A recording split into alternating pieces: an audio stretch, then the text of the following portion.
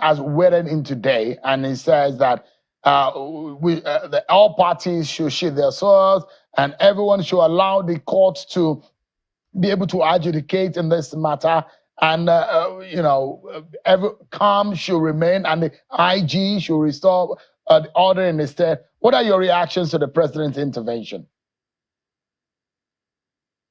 I do not have any issue with it, but I'm a bit concerned when my name was only mentioned.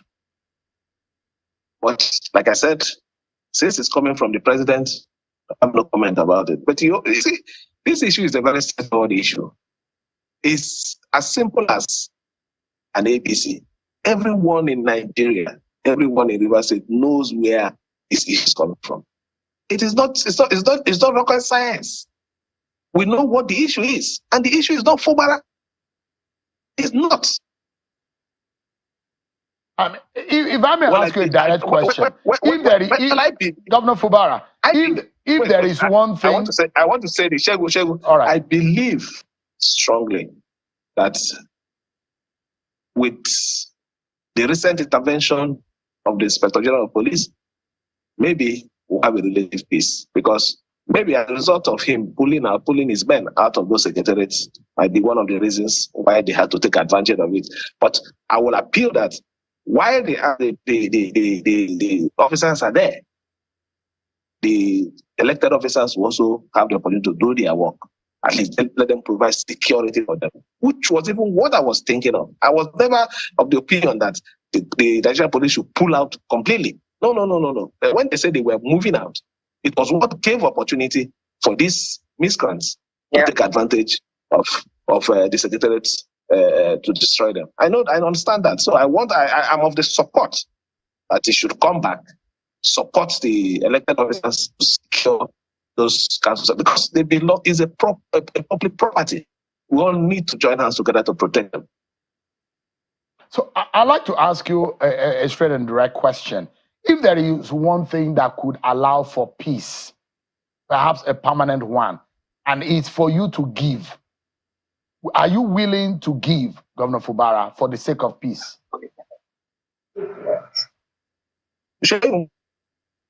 I can quote names here.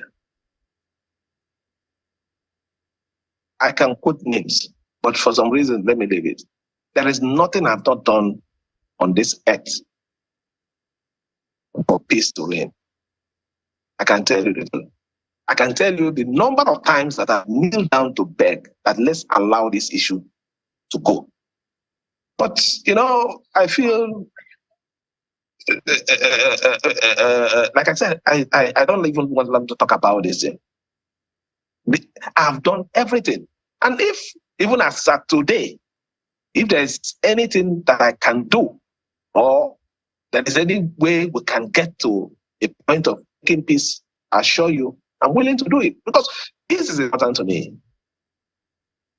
What is important to me is let Rivers State be normal. With all the problem we're having, the wonderful jobs I'm doing in this state, I'm not seeing because of the crisis. It's only when I come out and tell people that I'm doing this or the other, they say, you mean this is what is going on in the state? Because the whole thing everybody is hearing is one crisis or another. If it's not from some set of members of this, it's some group of people. Or if not from this group, it's from one arm, one security agency. It's. In fact, let me even tell you, there is a report I just got now that with what is happening, that some persons have already been penciled down for arrest because they are close to me. I might not be surprised by tomorrow when you hear their names have been declared wanted. I can tell you. So Governor, it's as bad as that. Yeah. So you have some intelligence about. It does look like you had a premonition or some information about the attacks of today. What did you use those information for? Were you able to give them to security agencies to avert this kind of violence and disaster we saw today? Yes. Earlier hours of the morning, that was when I got the signal that the IG has ordered that the police officers should withdraw from the secretaries. And at that time, there is nothing I could have done because it was very early hours of the morning. So they took advantage of that time to invade those places and cause all this disruption that we're seeing. But I also spoke with the outgoing commissioner, who assured me that he was going to bring in the new person, but also discuss on the way forward, since he's already leaving. So I'm trying to put some things in place, provided the new commissioner of police is willing to cooperate with me, and I can assure you that all the issues will be sorted out. I maintain that I need peace in the states. I don't feel happy hearing every time River State is in the news for bad reasons. It's not good. Talk to the president will prevail. So, right. Well, I hope Nigeria will survive. I have to keep reiterating that. There must be peace in River State. Be talking about money. And if you look at that thing very well, you know, I think the guy was alleged to be sane. First, I said that my father will help to write a letter of whatever, but you know, Nigeria being very corrupt, we may need 10 million naira. He didn't say he was going to give me 10 million naira. In the so-called private discussion with somebody, it was somebody else who now decided to interpret the recording by now saying, oh, I'm disappointed that Falana can take 10 million naira to write a letter of pardon. Oh, I used to have respect for him. You know, so it was totally uncalled for. And if you now say, I'm your uncle, as we are being told now, why did you not put a court through? This is the allegation flying around. Is it true that you were going to, or that you had collected, because they say I had collected 10 million naira, to write a letter of pardon for a convict? Again, as I said, it is not part of our practice. Let me get your perspective on things. You've mentioned that you will pursue civil proceedings instead of criminal charges against a very dark man. Why did you choose this route? And I'm sure you have also explored the Cybercrime Law Act in order to file charges against him. Why have you decided to pursue civil proceedings? Frankly speaking, many people, including senior lawyers, suggested that I should file a criminal complaint. So in February this year, the National Assembly amended the Cybercrimes Act and removed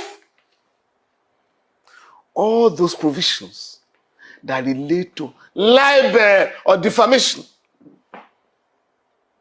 So today, a person can only be prosecuted under that law if he uses a computer to send pornographic materials or statements that are capable to cause a breach of the peace in the society. It has nothing to do with protecting any individual. That is the state of the law today. So I couldn't have filed a petition under the Cybercrimes Act, because right now I'm defending two journalists who were charged now, who are standing trial for cyber stalking or whatever, and we have raised serious objections. In one of them, the court had agreed, yes, the law has been amended, but this offense was committed when the law was still valid. We are proceeding to the Court of Appeal. But I mean, on a more serious note, the campaign we are leading for decriminalization has yielded fruits in Liberia, in Sierra Leone, and Ghana. Those countries, the parliaments in those countries, have put together all anti-democratic legislation, anti-press laws, all anti-press criminal laws, and repeal them. So you now have to go to court to sue for libel or slander. Now, Lagos and Edo State have also repealed criminal libel.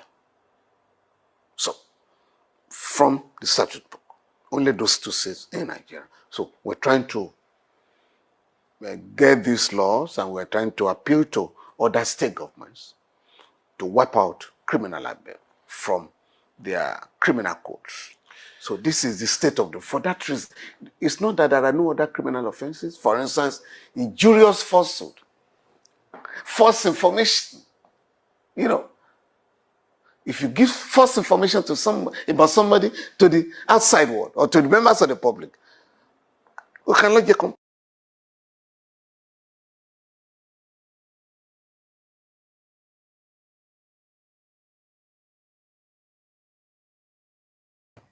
Senior advocate of Nigeria, Femi Falana, in a recent interview said that he has been receiving threats over his decision to take legal action against controversial activist, Very Dark Man. Falana also stated that some persons have threatened to burn his office and kill his daughter over the case. Let's take a listen before we come back for our discussion. The only disturbing area in this scenario is the threat to me and one of my two daughters. Some of these guys, who I believe are mentally deranged, have dared me. If you like, if you go to court, we shall burn your office. They have also sent messages to one of my daughters that if your father goes to court, we shall kill you. I beg your pardon, in this country. I just laughed and I asked my girl, don't worry, I will take it up. I've already taken that up. But we must also let these guys know where we are coming from. All right, this is becoming unbecoming. Unbecoming. In Dr. Bati's words, it's not everybody you threaten. No. Mr. Femi Falana is going to give the fire for fire, but I think it's very sad and sickening to see that when someone takes a stand, whether you agree with it or not, on social media, people then begin to send death threats. Falakemi Falana, who is the daughter of Femi Falana, has released some of the messages that she has received on her Instagram page. People telling her, even going back to hit personal about an unfortunate personal circumstance that happened to her and saying, oh, do you want it to happen to you again? It just shows that when you look at people on social media, the truth is if you investigate the people behind the handles, they are not normal. Some of them, like in the words of Mr. Femi Falana, are mentally deranged. Mm-hmm. How can a man who said that he was wronged or slandered by a particular person decide to take him to court? And then, rather than allow the process of the law take its course, you begin to threaten him, you begin to say that you're going to burn his office, it's absolutely ridiculous. And so, this is why sometimes, if we're not careful, people begin to ask for sanctions or for us to moderate what happens on social media because there are some people who use it irresponsibly. Yes. I hope that, and he doesn't look like it anyway, I don't think I need to tell him that he won't be cowed or be intimidated by the threats, but he would actually go along and ahead to get to the bottom of this matter. But even deeper than that are some of the accusations that have come forth. It's interesting that, unfortunately, these matters have now distracted from the meat of the story, which is the corruption in the Nigerian Correctional Service, that we should investigate further beyond just this issue between VDM and Mr. Femi Falana are the bigger issues that video unveiled. Yes. That is what we should not be distracted by these stories. We should make sure we face that. I think we've not been distracted. The Minister of Interior set up a committee to be able to investigate it. Inaugurated the committee a couple of days ago. We want to see the end. Yes. Also, the Minister, I have a question for you. The person that works, or the people that you suspended in the prison service, Mr. Minister, they said your suspension was social media. I feel that's a real affront. That's an indictment. That's an insult on your position. And if you do not take action, it smirks of everything wrong with Nigeria. So please, we also want those matters to be addressed. Yes. Most importantly, VDM has also released another tape yesterday where Bobrisky was still repeating those allegations. I think, Mr. Falana, you also have to include in your suit for this defamation Bobrisky. Because I think apart from VDM, Bobrisky also needs to come to the court and repeat most of these things as it is said in this tape. I thought He has Bobrisky denied all the allegations. No, it's not a case of denying. Didn't he deny? People can deny allegations from here, but as long as you have an empirical tape, which can be subjected to forensic evaluation also, he needs also to be called forward for all these conversations. Needs to come out. Yeah, so I think you also need to join him in this suit. And for those that go and make all sorts of threats, please, I beg you, stop it. Because all Mr. Femfala has to do is to be able to pick up your IP address from those messages you made. And they will trace you to the house. Police know where you are staying. It's not the one you'll be coming on social media and be crying and be begging. I was just joking. He will not see it as joke then. Because when they come and catch you people now, that's why you know how to beg. Right. You will be begging from today and tomorrow and be saying, no, when you were making the threat, you did not know it was very hurtful. We totally condemn your actions and don't do it. It's the for those that go out to assault people, do not do it. They will catch you. There's no anonymity on social media. They will find you, they will get you, and you will face the full wrath of the law. They will find you. It's the irresponsible use of social media. You are not anonymous, so don't deceive yourself. And then we move to the next story. No. The point is that, look, we're in the age of digital footprint. Yeah. People should not hide under the anonymity that social media ostensibly provides to threaten people. When you threaten people, it's a felony. You are committing an offense. You have no right under the laws of Nigeria to say you will kill somebody for any reason whatsoever. You have no right to say you will burn somebody's office down. Arson. Attempted arson is in itself a felony. Well, that's why I said it's not everybody you threaten. Mr. Femi Falana, SAN, Falana and Falana chambers, they know more than enough law to know that, if you try them, they will come after you. It was a giggle for me. And there will be more than enough justification. Yes, now, he was the one saying these people are mentally deranged. Okay, if they are mentally deranged, in fact, they will have to prove it in the court of law.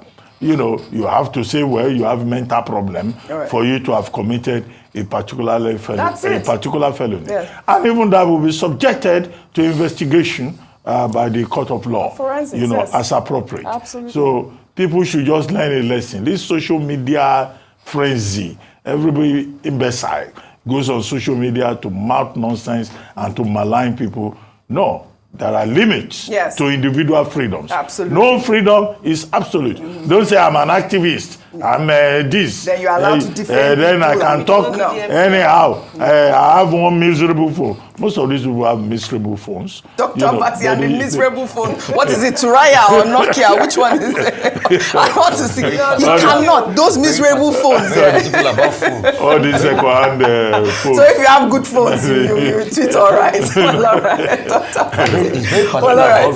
Phone camera. No, please. This is a serious situation. Please. We have to use social media responsibly. Responsibly. Well, all right. All right, guys. Good morning, good afternoon, good evening to you all. My presentation still continues, but I have something to say.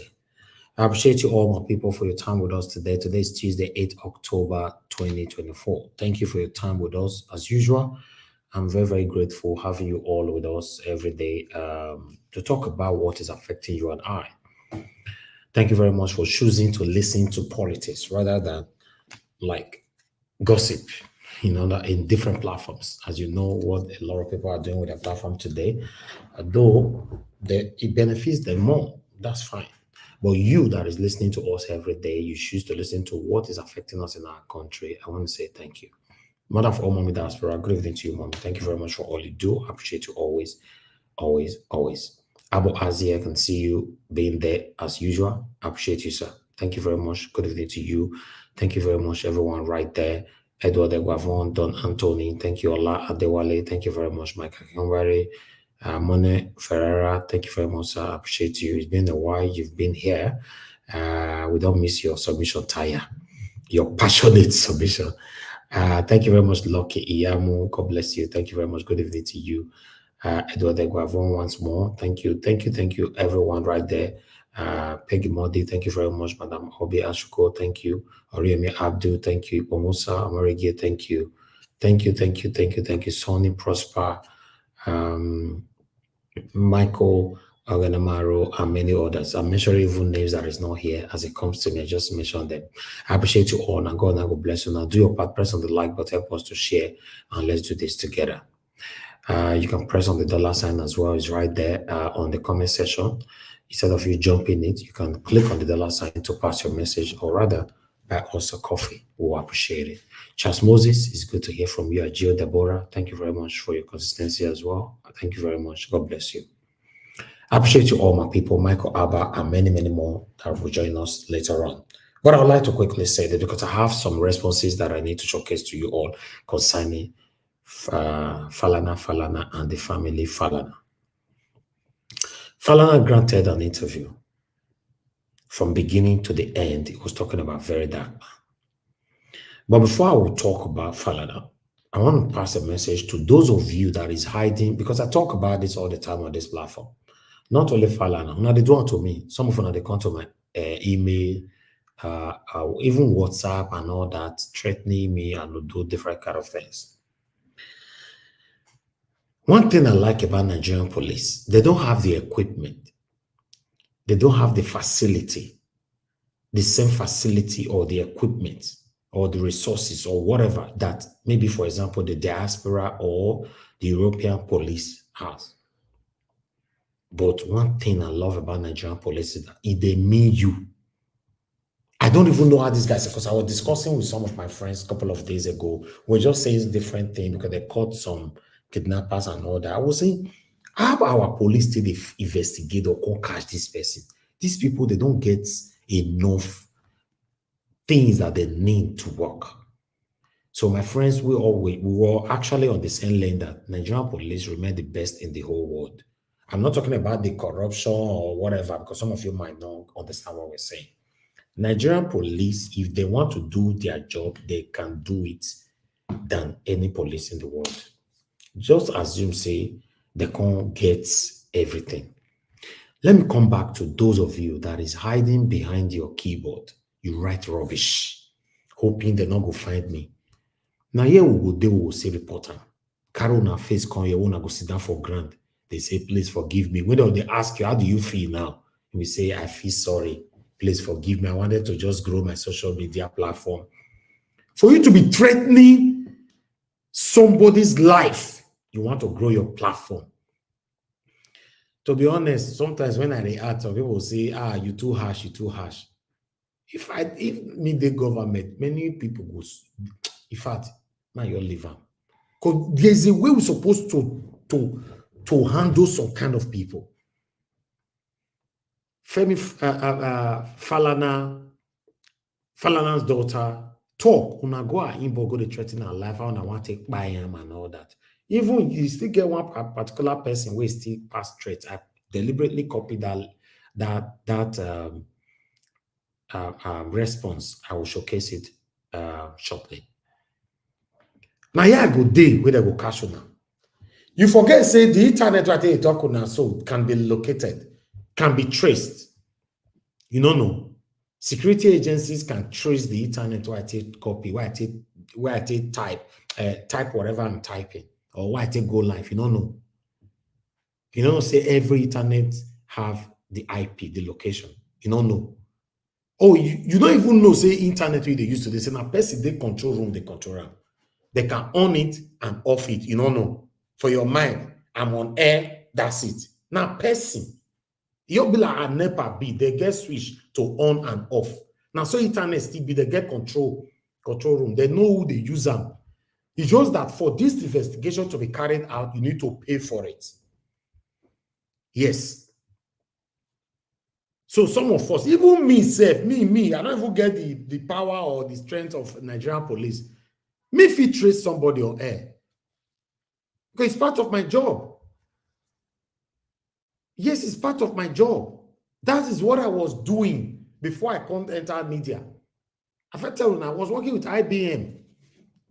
I was doing the security, online security as a part, which I wouldn't want to reveal here.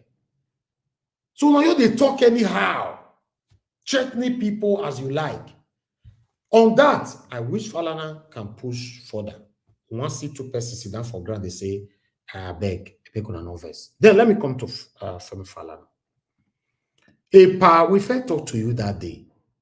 You granted interview, you sit down comfortably from beginning to the end of your interview. You don't mention Bobrisky. The first audio that was revealed, the first audio that was revealed, Bobrisky was the one that mentioned your name, not Very Dark Man. The interpretation of Very Dark Man, I understand it didn't go well. Fine. Nobody's stopping you now from suing Very Dark Man. Go ahead. But how come Bobrisky name can't be like a forbidden fruit at this moment? It can't be like, say, the name or the person in question, a forbidden fruit. Senate invited Bobrisky. He refused, he or she refused to go. Till now, we have not seen or heard anything declared wanted in the country. Then you granted the first interview on channels. You did not mention that name. Say, oh, he mentioned my name, I'm going to sue him or her and Very Dark Man. Now you granted another interview, you are still shying away from the same name. Epa Falana, senior advocate of Nigeria. Your power is not to intimidate people. Yes. You mentioned something that you know where you guys are coming from. The same way everybody know where they come from. It's not only your family, una get lawyer or una be barrister. Because this is becoming too obvious that this is becoming a case of oppression, suppression, intimidation. That's the way you mention your name. Now, a new audio have been released. Your name were mentioned again. A pastor never talk anything about this. He get waiting we suppose know where you know they tell us. Hey, we don't understand. Meanwhile, I would like to take responses from people, from concerned Nigerians who have responded on Instagram. The first one right there, as you can see, if they are filing a criminal complaint against VDM for interpretation, what charges will be filed against Bobrisky for his own chances? Everybody's asking question. Then another one right there is saying, he knew if he filed for VDM, more evidences will be out and he will lose all the respect and names he had built.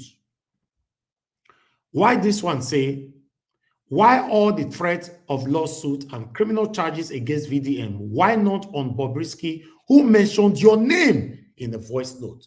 We all heard. Come on, man. Charge Bobrisky to court for bringing you into this mess. VDM only analyzed what he heard on voice notes. Then someone else here, sir, go to court and stop talking. It's like you are enjoying this attention more than VDM. I never see this man granting such interviews like this before. Why we have another person here? Why they shout? Granting interview these days, VDM, and VDM. None of them talk about Bobrisky. I don't know. Then we have this. Face Bobrisky, sir. He is the one who allegedly indicted you in this whole mess, sir. Then, that audio is authentic and very real. If you guys didn't collect a dime from Bobrisky or his godfather, the best thing to do is to file a case against Bobrisky. Now, Bobrisky also said he already made 5 million payment to who, please? Then the last one. This one, I brought this one here. Make una see that name Prince Nedu, also threatening Falana. All these people don't know that they can be traced. He said, Oga, if you misbehave, boys go beat you. Nothing go happen. You collect money from Bob or not, come out clean and clear yourself.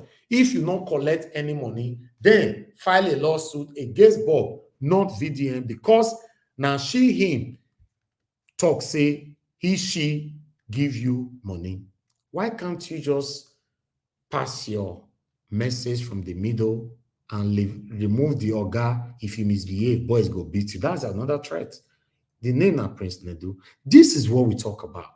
People just type anyhow. Tomorrow you go sit down for granted. Tomorrow they'll be asking you, how do you feel now? You'll not be saying, I feel sad.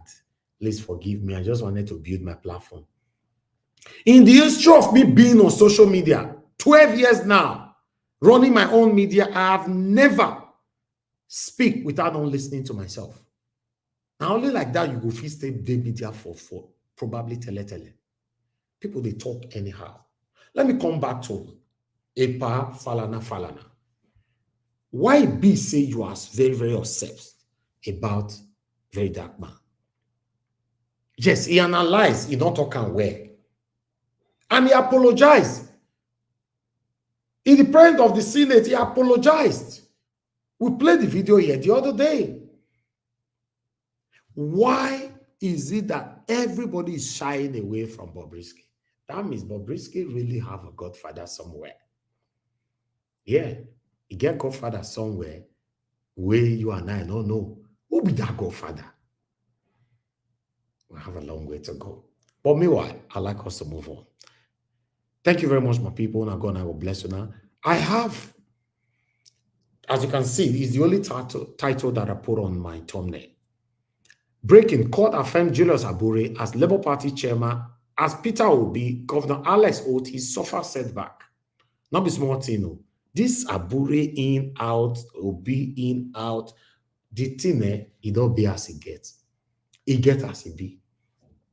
But financial education game. And each time when we finish the game, we pack everything inside the box. Life is like that. They will pack you inside the box somewhere. You may use your political power to control the narrative, now control the media, not even allow anybody to say anything against you. You will go. And one day the truth will still come out. What will be your place in our history? What a huge opportunity we have in Nigeria, in Africa, right? A whole continent is suffering. And I just want to appeal. It's time for us to have conscience. What else do you want to achieve in your life? It's a rare opportunity to be a leader at a high level. 200 million people, only few people occupying few positions. As we celebrate Nigeria's independence, I want to appeal to those of us that occupy positions, especially in government, that it is time to add conscience to that power and realize success is not about what you acquire, it's actually about what you give. I have 10 others. all right, thank you very much, my people. We have one last video to play, but this video is very, very important. Everybody must pay attention to this video. That's why I'm going to leave it to the last. But I'm going to post out a link for those of you that want to join the broadcast today. A link will be posted. Click on it, join us here, and let's talk about the things that's affecting you and I. Good morning, good afternoon, good evening to every one of you. I appreciate you all, my people. I'm going to go bless you now. CXL, thank you very much for your super chat earlier on. I'm going to go bless you. May your pocket never run dry. I'm very, very grateful for your encouragement. For those of you that have liked, that have shared, now God, and God bless you. For those of you who never like, we never share, I beg, press on the like, help us to share, take our voices far. Currently, we have 419 watching us from Nigeria, and we only have 100 likes. Please press on the like. I'm looking at it right now. We have 104 now. You know, press on the like and let's take that further. At least, you know, let it go far. I'm going to go bless my people. But meanwhile, this particular video that I want to play now is very, very important. Thank you, my brother Black Panther. I can see already. You know, let's listen to this video. Let's pay attention to it. Now, if you go shake your head, some of you maybe might have seen it already, but listen, watch what is happening in Nigeria prison. Thank you very much, my people. Let's take this. As at today, there is clearly nothing correctional about the Nigerian Correctional Service. The system is completely flawed. And I have had cause to say that the correctional service in Nigeria requires fundamental reforms. Nearly everything Fisayo has said is the truth.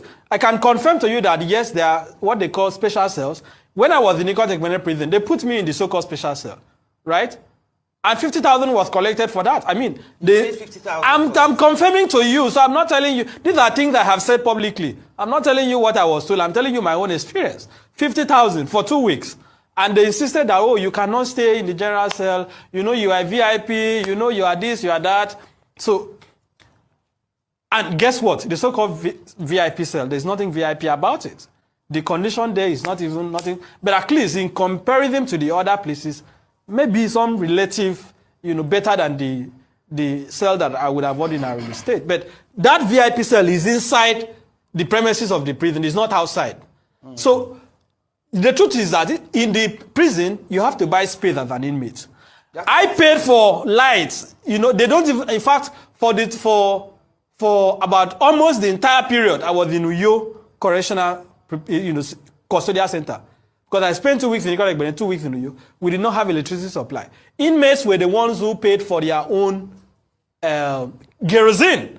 And they used lantern. I paid 1,000 for kerosene. And guess what? It is the water that are selling the kerosene. Everything in the prison is paid for. The food that inmates are served, you will not serve your dog. The gari is not only bad, it is, I mean, it is despicable. If you see the food, so I didn't eat the so-called food there. I did not drink their water for the 1 month. I was on self-feeding. The system allows you to apply for self-feeding. I mean, if I had eaten what they served, I'm not sure I would have come out alive. Self-feeding, if you write a letter to the prison to say, I want to take responsibility for my own feeding. Okay. So you now nominate either your relative, your spouse, or whoever to be the one to be bringing food for you. You pay for that privilege?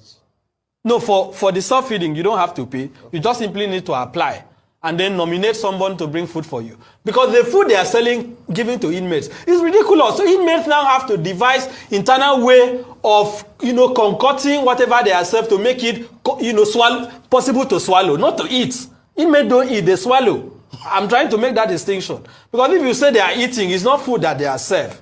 And this is something I have said repeatedly. In fact, the correctional service in Nigeria is so bad. The day I arrived in Ikotekmene on the 27th of July, an inmate had died the previous day. The day I was leaving, an inmate had died. The day I arrived with you, an inmate had died. Like it was as if the death in the correctional service is so rampant. The healthcare is nothing to write home about. This is not limited to the correctional service that I was, the custodial center. It's a national thing. What Fisayo is telling you is not a lie. When you see how inmates are sleeping, the point he did not make is that you have to pay for the space. And this space you are paying for is to allow you to sleep properly.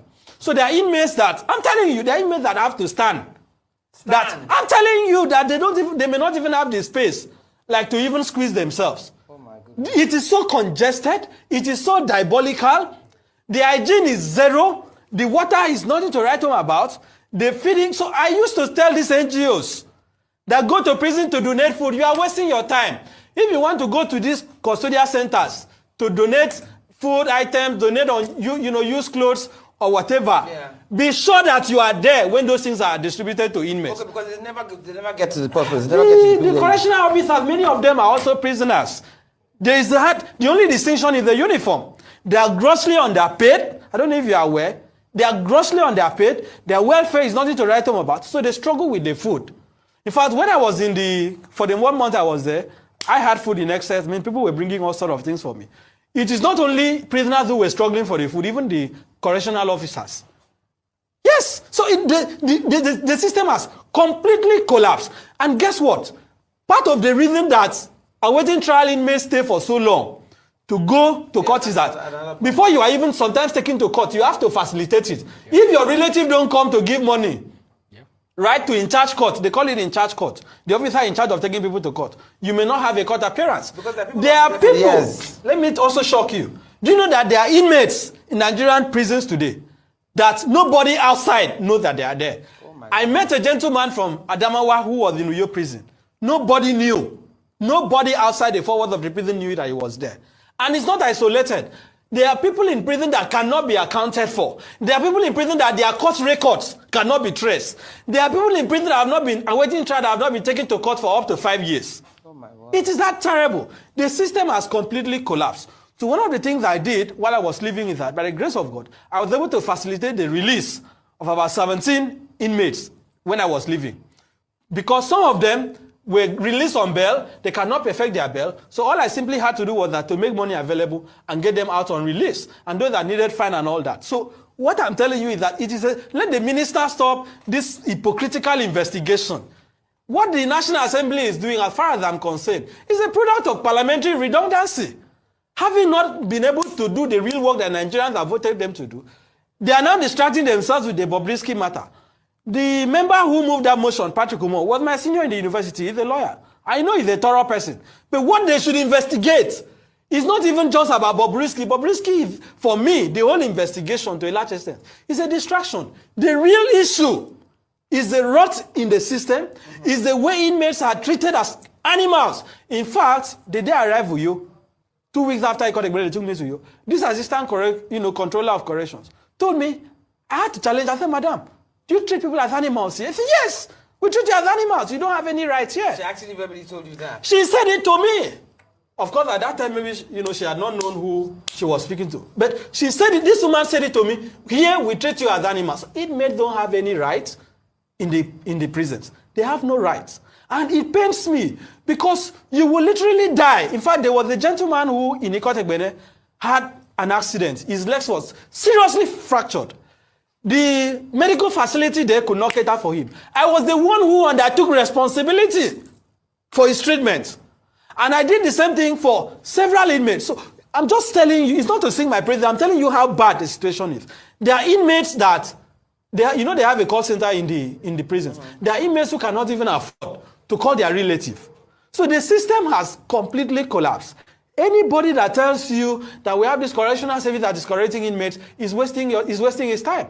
That is why when people go there, in many occasions they come back, they are more emboldened. They go back to crime. There is nothing reformative about that system. The entire system is based on a mindset of slavery. It is based on a mindset of subversion. And guess what? Many of the people that are actually in prison are innocent. All right. I believe if you're a human being and you have a heart, that video will shock you. But if you're one of these people who always call us here or other platforms to defend this satanic government and the previous ever government that have ruled us, this kind of video not fit us you. You see why we are doing what we're doing. Some people think it's for our selfish interest.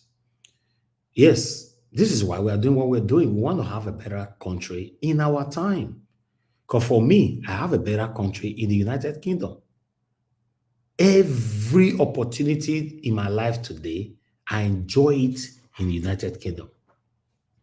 This is why I'm doing what I'm doing today, to see if this can be replicated in our own country.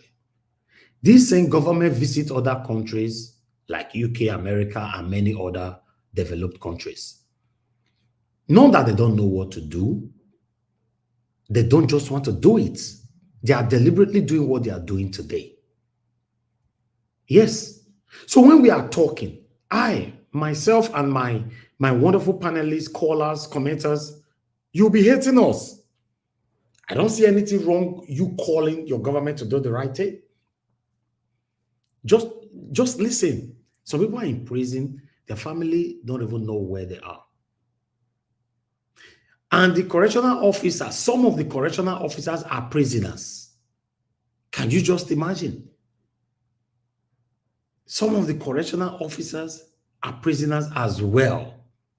So for your case to go to court, the man in charge, bringing out files, your family member must first sort that one out, give her money first. If not, your file will not be opened.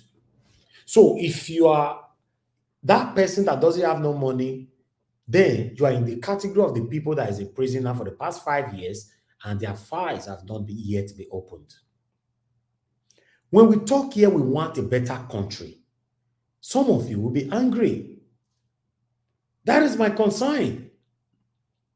Some people think we just want to come out every day for our selfish interests. If I want to do this selfish interest, I don't need to talk about politics. Politics is a boring discussion, in case you're not aware.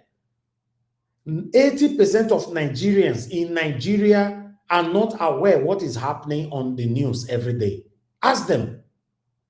80% of Nigerians don't know the name of their governor, the name of their local government chairman, the name of the deputy governor of their state, because they don't have interest. So politics is a boring discussion. There are so many things I can do with my platform, like I'm doing in another of my platforms, and make better money. So we need to be encouraged. I am a wonderful panelist. They don't need to be here. Because we want a better country. You don't know tomorrow if now your papa they go put for inside that prison. Although if your papa name the open window, you not go pass through all these things. But what about if your papa name not the open window? How you want to do? Should we continue to live like this based on favoritism, nepotism, highest bidder? Is it right? It's sad. I was shocked when I watched that video. I thought I should bring it here for you all. Let me take this article quickly so that we can move on. I only have about 1 or 2 articles. That's all. And so we can start talking. Thank you very much, my people, for your time with us. Please help us to press on the like button. That like button is very important to us. Help us to share. Let our voices go far. Press on the dollar sign as well. Encourage our work here. I really do appreciate that. Thank you so much, my people. Now, God bless you now. Although the articles that I'm going to showcase right now, I'm just going to use it to tally up with the videos that I've played earlier on. For example, for the Fubara, he mentioned it on the video that I played earlier on. Fubara to Wike, let's go off reverse. You can't win all fights. While I have this one here as well about Abure to tally up as well, you know, or what is currently going on in the Labour Party. So you can see right there, coming from Sahara, breaking court affirm and Julius Abure as Labour Party chairman. You know, Justice Inwhite on Tuesday delivered the ruling validating the Abure-led leadership of the party. The Federal High Court in Abuja, in a suit brought before Justice Emeka Inwhite, has ordered the Independent National Electoral Commission, INEC, to recognize Julius Abure as the substantive chairman of the Labour Party. Justice Inwhite on Tuesday delivered the ruling validating the Abure-led leadership of the party. So as we speak right now, the battle continues. So I don't know what Peter Obi and Alex Otti is going to do about this. You know, then I have this picture that I saw on Twitter. Let me just bring it in. I was surprised when I saw this picture. I was like, wow, this picture not true. Say this kind of thing not true. Because me don't know, but let me put it on the screen so that you guys can see. See that picture for there? On Twitter, na business day, na post them, you know, mainstream media article. You know, as you can see, that person where he did me to be like Tinubu, according to the cap, and he can't hold many dogs. One of the dogs, they can't write Abure. One of the dogs, they can't write judiciary. One of the dogs, they can't write INEC. One of the dogs, they can't write police. I don't understand what this picture mean, but I would like me person take me through one later on. Come me myself, I just say make I look am. Come say, the best way because the company where post them, na big company, na post them, must see them. They even get verify this thing, you know. I like the fact that mainstream medias are talking now indirectly or directly, but let them continue to be talking. So this will not be fake account post now. I like the fact that say yes, that's so it be. Mr. Elvis. Yes, sir. Let me quickly interpret that, if you permit me. Okay, because I don't understand the picture. I beg, tell us. I'm a fan of cartoon. See, okay. On this platform, you will recall, I've been saying it. I always use an analogy that when they want to fight or they want to look as if they are fighting corruption, they release their bulldogs. This is it. These are dogs that they have in their hands, and it is the one that is appropriate. Now, for example, in Rivers State, he released police. Because now police fits. Now the police dog, now the bulldog here, police bulldog, now he fits the event where they happen for Rivers State now. So they release police. When it comes to go after a governor, maybe Obaseki now, after he leave office next month, they will release judiciary to go after him. Judiciary, EFCC, they under judiciary. Now the bulldog with that one. They will release that one. The election we ended in Edo State now, which of the bulldog they release? INEC. They release INEC. When it comes to, so they have it, these are their bulldogs. They release whichever one that is appropriate, that fits the event or the situation. Now that today, now we heard that one judge, we no be judge, as far as I'm concerned, that Abure still remains as the chairman. Which of their bulldog they release here? Now the judiciary bulldog. Now they release. So Oga those everywhere. That's it. That's how they operate in Nigeria. They have, you see, he has all the bulldog in his hands, plenty. Nigeria watch. Yes, sir. See, this problem within Nigeria, it be deep. If a judge can sit down and say, damn the concern of the country, damn the concern of the party, it is my own conscience, it's my own word, and give order to INEC without no backing of the Constitution, no backing. He said, recognize an illegality perpetrated against the people and against the Constitution of Nigeria. All these the Falano and all of them should sit down and know what to talk. This thing is going to cause eruption in Nigeria. All these things people we are taking lightly. Hey God. Say for UK, Mr. Elvis, you are a British citizen. If you there for UK and you tell somebody, I will beat you. If he carry you to court for that one, for UK. Yes. Eh? Mm-hmm. If he carry you, if you tell somebody that I will beat you. No. You can't go to court for that. You can't go to court. And in Nigeria, that one fit happen now. If somebody comes now and say, I will beat you, because he has power, because he has connection, Abi, he will suppress and oppress the person. We no get name, we no get connection. Because the person say, I will beat you. But if you use the word, I will buy you. No, not that. You see, in Nigeria, it is only in Nigeria, on planet Earth, all these things can happen. If you see this thing, this rubbish, nonsense, Falano is parading all over the place. It is only in Nigeria. He can't do. Shebi, he always boasts about going to international court. All his cases, he will go to it because he knows that Nigeria, Nigeria is not ready for all those kind of cases. He always go to international court. And now, they will go and meet him also in international court. Now, this nonsense, he can't see. I stand to be corrected, and he cannot sue nothing. He can do it in Nigeria. He not go sue VDM. All this one I talk. It is only in Nigeria, this rubbish, oppression, talk of oppression at his highest level. But you pay me say a pa put himself for this rubbish, huh? How you say you want to sue somebody we talk? Say Naija watch. You know, say my dad tell me one thing. He said police and lawyers.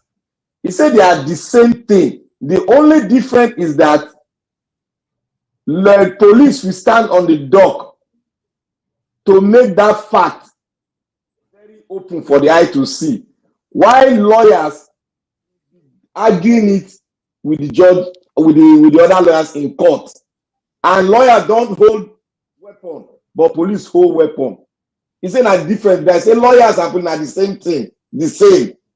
Any wuru for police, he did for law too, within lawyers. Corruption, they collect money to to subvert laws. They will collect money to subvert it.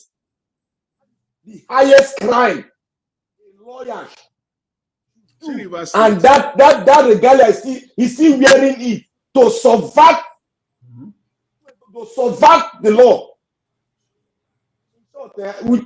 We they play with all this judicial issue. We will see the end product, because everything that we are doing today, that the judicial is doing today, they will see the end product. There's no doubt about it. No be one judge last week sit down. A judge will sit down, say that police should not provide security in Rivers State. And true, police come out for all the local government area yesterday. Let me take this call first, guy. If I give you a time to do, I'm not going to take calls. People don't call tire. Let me take this call quickly.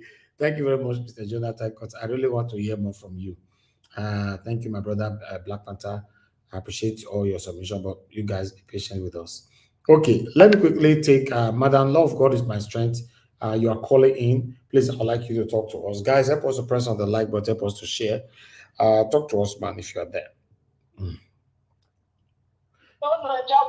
Thank you, man. Good evening to you. Please talk to us, man. Talk to us. I beg no verse, man.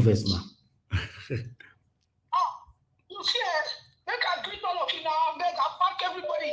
I greet you and good evening. You see, we don't take too much shit for this continent, this country they call Nigeria. What is this rubbish we are seeing? I'm telling you, the time has come now for us to focus our attention on the judiciary. The time has come. Let us stop to say, stop bad governors, stop this store. No, let me country to work. The rule of law must be obeyed. The rule of law must be set down for everybody to follow. We are talking that this thing is bad. Where is it coming from? It's coming from the judiciary. We have the executive, the judiciary, and the legislators. They are a different department, sectors who are supposed to work differently. But these people, they have joined themselves together and are terrorizing the citizens of Nigeria. So the problem we are having now is that the judiciary that is supposed to be for the common people is now working with the executive and the legislator to show Nigeria. So that is why I'm looking at it now, that we should be looking towards the judiciary. Judiciary is corrupt. And when judiciary is corrupt, every sector in that country will be affected. Hospital, prison, correctional center, everywhere you can see corruption.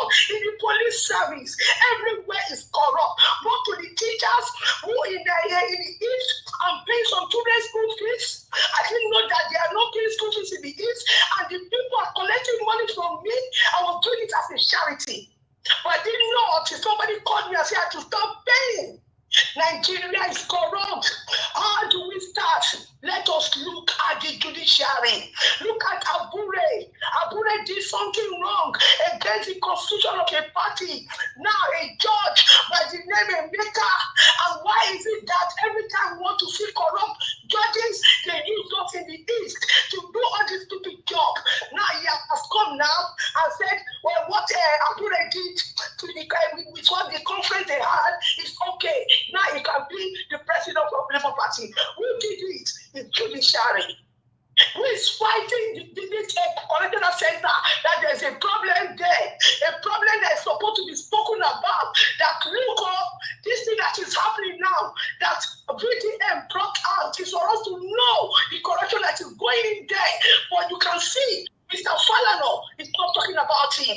Mr. Falano is talking about a small boy that is going to take to court. Mr. Falano is talking about some people coughing. Is that BDN? Let us lay the case down. Let us listen to the audio and do a forensic evaluation of it and know the truth about the cocoa of the matter. Whether his name? How did the name get there? All of them are talking about swim, because they think that we don't know law. They think that we are senseless. They can say to those in Nigeria, not to us. We are tired of this mess. Judiciary must separate himself from executive. Executive must separate themselves from legislator so that laws can be passed in Nigeria. For us to be able to be in that country is really annoying. I can't watch. I'm sorry, I'm shouting. I have to go now. Thank you. God bless you. Thank you, ma'am. Thank you very much. Thank you for your submission. Wow. Okay, let's hear from Madam Origin is on the phone. Madam Origin, good evening to you, ma'am. Please talk to us. Hello. Thank you very much, ma'am. Please talk to us. Good evening to you. Yes, Mr. Niger Watch. Thank you. God bless you. Thank you for your consistency and your resilience. Thank you for this candlelight. Who knows, maybe with this candlelight, we will get out of this tunnel we are in. I greet everyone, including our panelists and everyone that comes here every day. You come here to do civil duty. Please do not take your coming out here for granted, because who knows, you might be able to know who you can speak with that is going to get us out of this quagmire. It's a whole, everything that you presented. I don't even know which one, from Dr. Apoki to Chief George, Femi Falana, Abure, and everything. Everything is just, each and every one of them shows the evil that has behooved our nation since I can't remember. What happened with, I want to just analyze this, if this is the only thing I'm going to say, so be it. It's in the case of Abure, we are in a total state capture.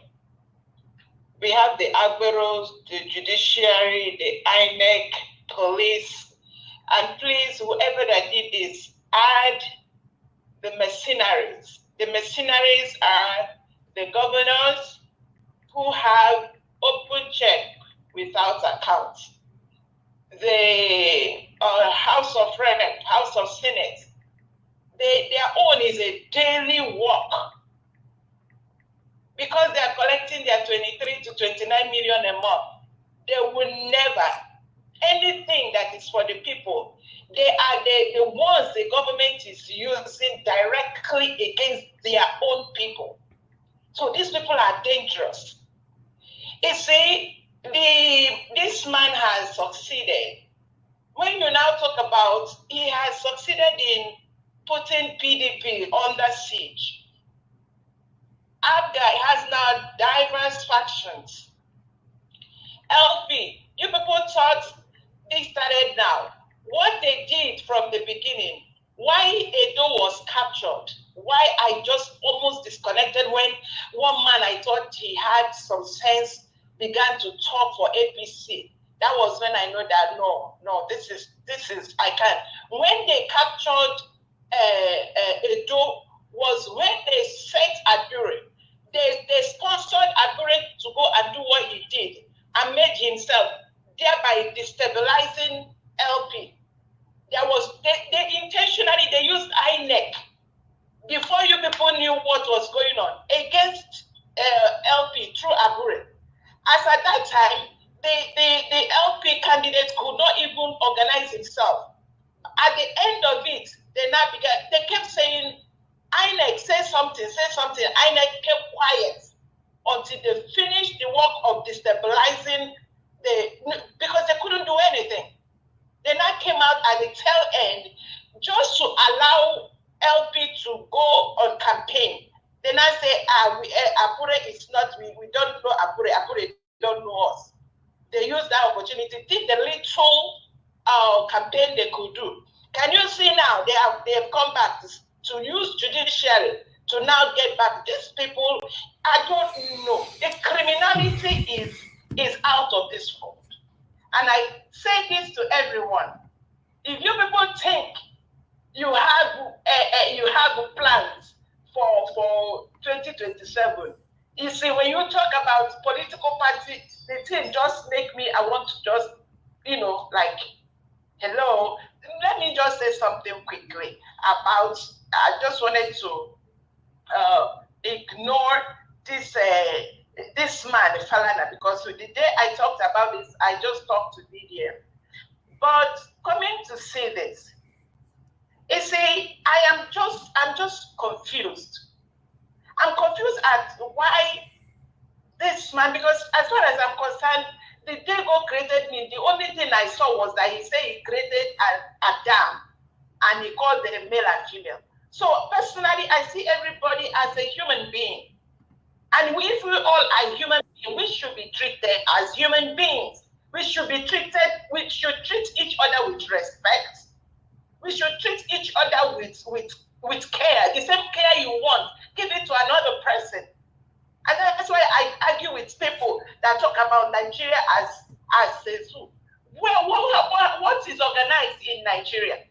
This is a situation where the strong swallow the weak, swallow the small. Look at why is he not talking about Bobrisky, EFCC? So the suspension that they said there was a suspension on social media. It's an evil that is going on. And now they want to railroad VDM. Thank you. Poor guy. Go help him. Thank you. And for Dr. Akpoki, sir, his concern is on this elder, which brought me to Chief Bolajon. Oh, Uncle Bolajon, you're looking fresh, yo.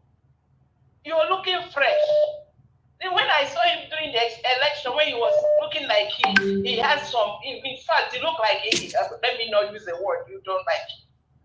Now the man is looking so fresh. Uncle Bolajon, your children the children are dying due to your action and inaction. So this your freshness is a suspect. You're a suspect, sir. Arrested there. Madam Aurigi does scatter everywhere. Thank you very much, Madam Patience Egarowa. Thank you very much for calling. Good evening to you. Please talk to us. Thank you, Madam. Good evening. Talk to us, ma'am. Good evening. Good evening. Thank you very much for all you do. Thank you, ma'am. As always. What would I say now, to be honest, my brother? You see that last video that you played? The day I listened to that interview on Arise, I cried. It just made me to think that everybody born in Nigeria, we have that imprisonment is there. Consciously or unconsciously, whether you are inside the country or outside. It's so bad. So bad. And the worst part of it, the so-called elite, those who are learned, like that learned man, son, that cannot even be able to differentiate between good and bad. Granting an interview because of VDM. What does that say about us as an elderly man? When what you are fighting should be the corruption of the country. And you are talking about somebody who brought out what they have been saying about you. I've never heard where somebody will shoot someone and say, oh, that person said, I will beat you. Then you will now tell the person that is saying it to you what the other person said, relating it to you, that the person relating it to you will be the one to sue. If you look at the material fact, even of the video that VDM did, if it's the same country like in United Kingdom, when they analyze it, they will find out there was a place where he said, if this is true, that has already exempted him. Let him send him to court. Let him sue him for defamation. Yeah. He will just roll himself in the more. Because there's a lot of video about him flying around. There's not only video. There's one I saw yesterday in the internet. This investigative journalist. I've forgotten her name. Kemi, when he was relating some things about Falana. What is he going to do about that? How many people will he be able to sue? You know what these people are just doing? They think Nigeria is Nigeria of before. It's different now. You can see the way everything is just going worse day by day. Not to talk about the judiciary. They are the most corrupt Nigerian judiciary. They are the most corrupt in the world. The most corrupt. For a case to be in court was for 10 decades without the person who getting justice. You know, Nigeria, to be honest, my brother, I am so angry. Especially about that man that said is a son. You fight for injustice, then why are you using your power to oppress somebody because you look at him as a nobody or a son of a nobody? For you to come out and say, okay, yes, he has said it. What is in that tape? That's what he needs to follow. Not VDN. If he's really what he said he is, he's an activist. He fights for the oppressed, and he's a human rights activist. Then he should follow what was said on the tape. He should forget about the messenger and listen to the message. That's all I have to say. Thank you very much. Thank you, Madam Patience. Thank you, Madam Patience. God bless you, ma. Thank you. Okay. All right, my people, I think we should move on to the panel now. We have lots of people. Okay, we have a couple of people that called in. Let me return this call quickly. Bear with me. I'm calling back Mr. Christopher. Please pick on time. Good evening to you, sir. We missed your call. Please talk to us. Good evening, sir. My name is Christopher, connecting from UAE. Thank you, sir. Please talk to us. Good evening to you. Thank you for your great work, and thanks for keeping us connected, because your program really gives me hope every evening over here. Now, talking about the prison issue, I've also been a victim when I was in Nigeria. Back then, this was, I think, 2010 or 2009. I was arrested in front of my estate at Okwebi with no offense. Now, just because they saw me in front of a rich man estate, so they arrested me believing my mom will come or my father will come rescue. By the time my mom called, I told her not to come, that they arrested me because of money. Funniest thing, the police was there to hear. And the next thing they told me was, don't worry, when we take you to prison, then you will know that that money that you are avasting from your mom coming to pay, you will pay more. I thought these people were joking. They took me to Alausa. I'm like, how can you take me here? I have no case. I said, you have no evidence against me. They said, watch. This is Nigerian police telling me to my face, say, watch. When we bring our torn uniforms to the courtroom, then you will know that money you should have told your mom to come and pay would have been little for you. Before you know it, these people put me behind bars. I saw other people there, innocent, young children at that Alausa. This is Alausa, Lagos, not any other part. Alausa. It is inside there they urinate. It is inside there they do a lot of things. A young boy under 18 was also there. He said he was just going to buy something for his mom, and then he didn't have a phone, so nobody knows where he is. So that thing that guy in the media said is true. A lot of people are behind Nigerian prison, and yet nobody knows where they are. So what saved me was the next day, before everything, I don't know what happened, God so kind, a solution came, my mom got somebody to remove me. And they were ready to put me before the court for no offense, nothing. I was just in front of my estate. So Nigeria, I don't know how we're going to resolve it, but only God knows. So I just came to confirm what that man said. Thank you, sir. Everything he said is true. Everything. Thank you. Thank you, Mr. Christopher. God bless you, sir. Thank you very much. Bye. Thank you. All right, we have Madam Susan Igodaro here with us. Good evening to you, ma'am. Thanks for calling in. Talk to us. Yeah. Yes, ma'am. Yes, ma'am. Talk to us. Good evening to you, ma'am. I'm fine, ma'am. Thank you very much. I greet everyone. I'm people are angry, and I don't know why they're angry. Nigeria will never work. With everything happening, it's obvious to see that Nigeria will not work. It will degenerate.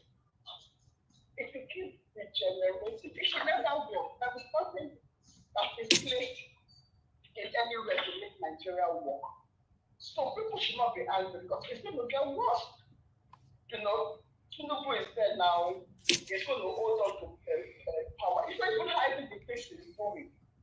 Me, I'm not angry. I'm expecting this, and I'm expecting worse. So that's all I've got to say. And you keep saying you pray that Nigeria is going to work. It's good, but if it will not work. The indices are there that Nigeria is a nation. And the enemies are not interested in making it to work. Manda, you think if we get the right leader, Nigeria can still not work? The constitution in place, even if it's all big concept, Nigeria will not work. It will not work. I want Nigeria to work, but let's be realistic. It will not work. Mark this thing. Malina Susan and Rivaro. Mark this thing that I say Nigeria will never work. It will not work. The indices are there to show us and to let us know that Nigeria will never work. The Shetima went to Finland. I was asking the government of Finland to release them, to let them take Ekba. The terrorists in Nigeria, nobody is stopping them. Terrorists are now giving back accounts to kidnap people. They pay ransom into back accounts with names. The government is not doing anything about it. Shetima is not doing anything about the bandits and terrorists in the north. His interest is on Nnamdi Kanu and Simon Ekpa. How will Nigeria work? It will not work. The democracy is just too obvious. It will not work. Okay. It will not. Let's be realistic. It will not work. Let's not waste our time to say we want Nigeria to work. Why are we overflowing the issue of Nigeria working when we all know that it will never work? It will not work. Not the life is that. Okay. Thank you very much, Madam Susan. Yeah. God bless you, ma. Thanks for all you do. You're welcome.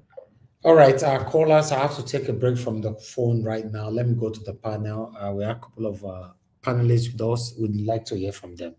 I appreciate you all, my people. Press on the like. I'm going to press on the $sign as well. Buy us a coffee. I'll really appreciate that. Okay, the first person with us today is Oga Black Panther. My brother, if you're there, please talk to us. Good evening to you once again. Oga Najawas, thank you. God bless you. Hey, Eputu Pete, God bless you. And I want to say, God bless my mommy. You are the diamond in our heart. We will come to pray for you. We come to love you. And we come to state that the Lord should keep you in good health. And I want to thank our amiable, strong, varied speakers of Nigeria Watch, patriots. May God bless all of us. We are doing the right thing. And I want to thank all the people that have made phone calls, that are calling. May God bless you guys in abundantly. We cannot be frustrated. We will keep on bringing out that thing behind the window that they are covering. We'll bring it out. Nigeria issue is not as simple that you just come and just say, oh, they want to Islamatize Nigeria. Now lie. I've told you people several times. I want to thank everybody, the commenters. God bless you all. Now let's start rolling. You see, I will start from the River State. You see the River State Wala, all this Wala. We were talking yesterday that Fubara is a product of the corrupt entity, establishment, village of corrupt politicians is part of them. Anything that he's doing is for his own pocket. It's not for the River State people. You can see how he's changing his tongue now. All of you have witnessed how he's changing his tongue now. The way he's talking now. You see how he's talking? oh, I did not say this, I did not say that, I did not say police, blah, blah, blah. People see how he's talking. And who have that character? Is it not the politician? You talk, go here, you talk, go there. Is it not politicians? Now, we said yesterday that this is a build-up to the 2027 election. Now, our mother that called in gave us a token of the iceberg that to reconfirm that this is a build-up to 2027. When we said the earlier time when we said that Agbado is behind the nightmare in Labour Party, people were saying, oh, no. Well, it's the chairman, don't think right, blah, blah. They were saying all sort of words. Now it's clearer now to everyone. That is to tell you that what is happening is not something you can just sit down one day and start talking on it. You have to sit down, digest it, make it go into your bloodstream, analyze it, put it out to somebody that you are the same like me, and see what it's going to say before you start speaking on it. I have been talking here that they are not going to what they call it, Islamatize Nigeria. They want to steal your commonwealth. They are holding brief for the unseen people that are behind, that are giving them power, which are not even in Nigeria. The unseen people, they are holding brief. In holding brief, they want to steal your wealth that belongs to everybody. Because Nigeria is not a country, that is why this thing will continue. Okay, let's go to the judiciary and go to Falana case. You see, my boss, my former boss, Oga Falana, all of them, they are all in cahoots in making sure that Nigeria go down. All of them, all these things we are saying here, they have it in their file. All these things we are saying here, that Nigeria is not a country, that these are the problems wrong about Nigeria. But they have decided to just collapse the entire country. Okay, now let's see. Let's look at this. Judiciary has a problem. But before I go there, I just want to give a little bit of advice to our Egbon. Please forget this case. Calm down. Let us see where it will end. Take the person that talked on that case to court. Forget VDN. VDN is not your problem. The pure problem is Bobrisky. In any way possible, whether you do this or we don't care. Just go and sort it out with Bobrisky. Because the way this whole issue is going on now, it's as if everybody wants Nigeria to just collapse. Imagine a judge that knows the Constitution, that was brought up in the Constitution, because part of their courses, before you become a lawyer, there's a course on the Constitution of a Constitution as a whole in general. He knows the Constitution that they gave us. Let's assume is the Constitution everybody is following now. Is a Constitution, because we know it's not a Constitution. It's a Constitution. Now, you know the Constitution that is guiding the electoral law. You know the Constitution that brought up an institution called INEC and the powers of INEC. You are now ordering INEC to perpetrate illegality in the eyes of the Constitution that brought about you as a judge and INEC as an institution. Because you have broken the law, you are giving order to INEC, an institution of Federal Republic of Nigeria, to commit crime against the Nigerian Constitution. Anybody will come and tell me, say, oh, we have critical thinkers. We said it yesterday. Look at them. These are people who go to school. Look at them. Tell me now, if all the judges, this judge that gave this illegality, that does it, guys, go and look at at least somebody mentioned 3 cases like that. He has given something contrary to the Constitution. Let me say it clear and wide now, so that people don't say in a line. All of them are in cahoots to bring down Nigeria.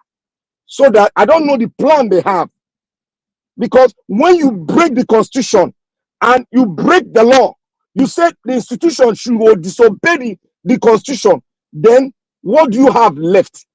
You have a, what do the people call it? You have a lawless and stinking country. A jungle where even a jungle is organized.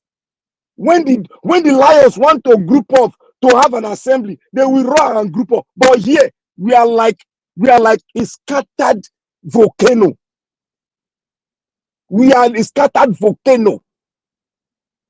This is an aberration against humanity. I wish I can say I am God today. I will just cancel Nigeria, cancel it. Because it is me. Look at your prison. When I listened to that tape, when I was going through the internet before Nigeria brought it, I almost cried. I said, eh? And you have lawyers sending criminals to jail, and they know how the jail system is. They could not talk. They keep on sending people there. Keep on sending people there. America is trying to change their criminal act. Nigeria is still following the colonial. Thank God that brother said it. Colonial laws is still embedded in Nigeria judiciary. That is why a warden in the prison will tell you, we treat them like animals. It is not from my mouth. Now hear and now. When we say something, people say, oh. He said, the woman said, the deputy controller of the prison said, we treat them like animals. That is how a lot of Nigerians, they don't value life anymore. They value money more than life. Where are we going? Look, if there's any prayer you pray to God, pray that God should dissolve this thing. What would they do? What would they call democracy? To dissolve it so that we can find our bearing.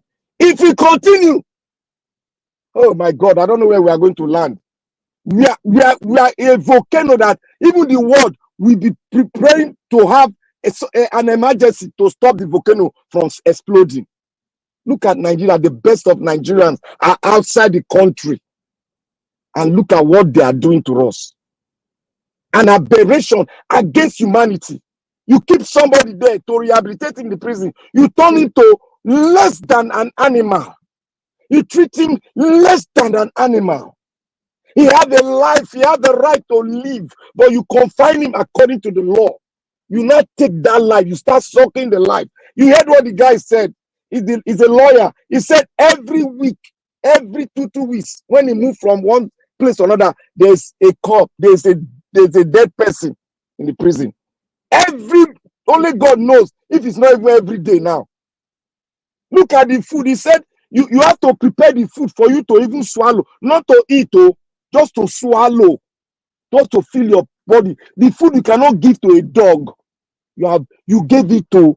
That is, we are less than an animal.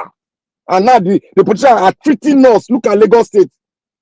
They are lining up to collect bread that you will buy for people that are begging on the road. We will buy to our brothers. Oh, you never chop, take this bread, go. Now we are lining up to beg government to give us bread to chop for breakfast. You can imagine the family that has 6 children. How can it feed his family? We will come to a level where people will be committing. I pray it doesn't happen. Suicidal issue will be as high as never. It will be the highest in the world because we have confined in Nigeria we have boxed them to not be lesser than an animal. That is what these politicians and the lawyer judiciary they are doing to Nigerians. Because they are colluding together to destroy the country, but we don't know where we are.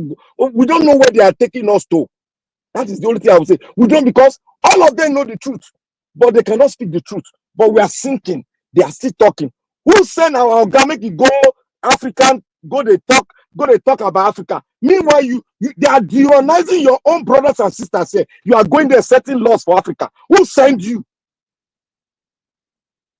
All of them, we know they are part and parcel of this thing to sink Nigeria. People, are you not surprised that our learned fellow, Falana, the great Falana, that fight for human rights, are two people surprised of what is happening to him now? Is it not a surprise to every one of us? Gani will be crying his grave now. What has gone wrong with my son? That I put up, that was beside me, that was training. Look at what he has become. He has joined hand to treat Nigeria lesser than an animal. Then Bobby Risky is not a saint. I am telling you guys, he will not go to court. If he go to court, he will lose the case and he will fall down that same volcano. He will fall into that volcano. He knows it because VDM knows what he's saying. People that think that VDM does not consult with his lawyer before making statement, now don't miss out. Every word is said there is a conditional statement. Every word there. Every word there. He can retrieve it. If you go to court, they will ask Falana, look this line. Did the guy refer to you directly? What was he doing? He was making a reporting speech. So, my brothers and sisters, please let us come out, vent, because I am in a sorrow state about Nigeria. It is like we are prodigal children. We are all scattered. The best of Nigerians are all over the world, making greater exploits and doing things to better the conditions of humanity all around the world. And look at our country. We cannot even come in to better the conditions of our people. Thank you, Nigeria. May God bless you.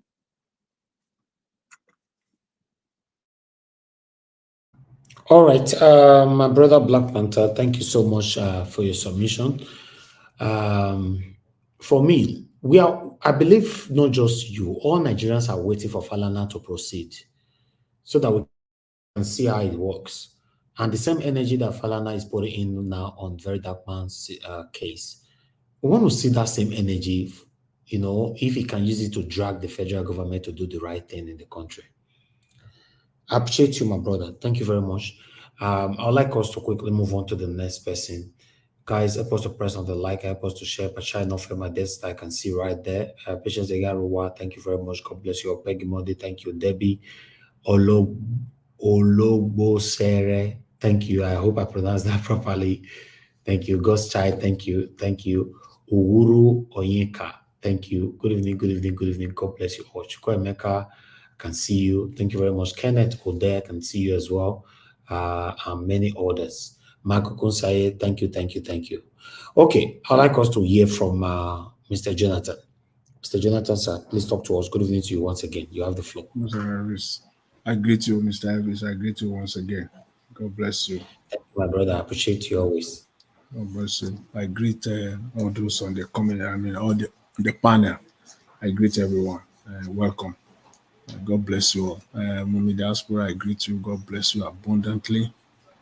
The Lord, the good Lord, will continue to strengthen and to uphold you. In Jesus' name. I greet all the callers, all those on the comment section. Welcome. You see, I would like to. I don't because the type of people you have on Nigeria Watch on the panel. I would say most of the panelists, they are always, we have quality people that for someone like me, I'm always left with no choice but to expatiate on their submission, just to take it to the next, take their submission to another level. And that's why I appreciate the last panelist, that is Black Panther. You see the rate at which Nigeria is going right now. Oh my God. The rate at which the country is heading to calamity, sinking. If you are following the news, they say there will be a landfall, hurricane Milton, they call it. It will land in Florida tomorrow. Sometimes midday tomorrow in Florida. And they said it's about 150 miles per hour hurricane. It will be devastating. Yeah, you are right. You are right. The speed at which Nigeria is going is 2 times hurricane Milton that will make this landfall tomorrow.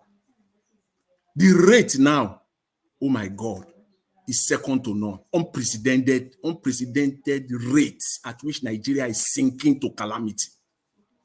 It's like is unheard of. All these things we're seeing, it is like they don't give a damn any longer. Judiciary now have taken off. It's like they have taken off their cap now. They are just like they have joined the. They are the. In fact, they are bulldog. That's cartoon. Oh, I wish Mr. Elvis would be presenting, just be showcasing that cartoon every day. You see, that cartoon tells it all. When you want to know the Nigerian story, it is that cartoon. It says it all.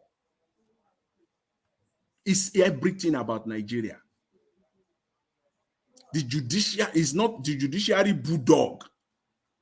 The rate at which they are going right now is unprecedented. That judges will be giving order, delivering judgment that police should abscond from their constitutional duty. Judges will be giving order that the party, Labour Party, that Abure is still the substantive chairman of Labour Party. There is no more, in fact, they have no limits any longer.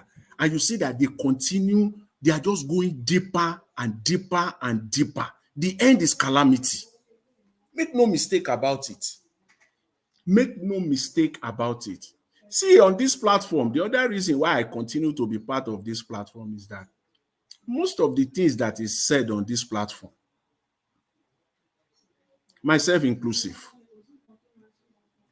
it always come out to fusion in Nigeria. Sometimes some of them comes out very fast, a day or two or a week, sometimes a month or 2 or 3. But eventually, if you want to just stay on this platform for 2-3 hours, it's not a wasted time at all.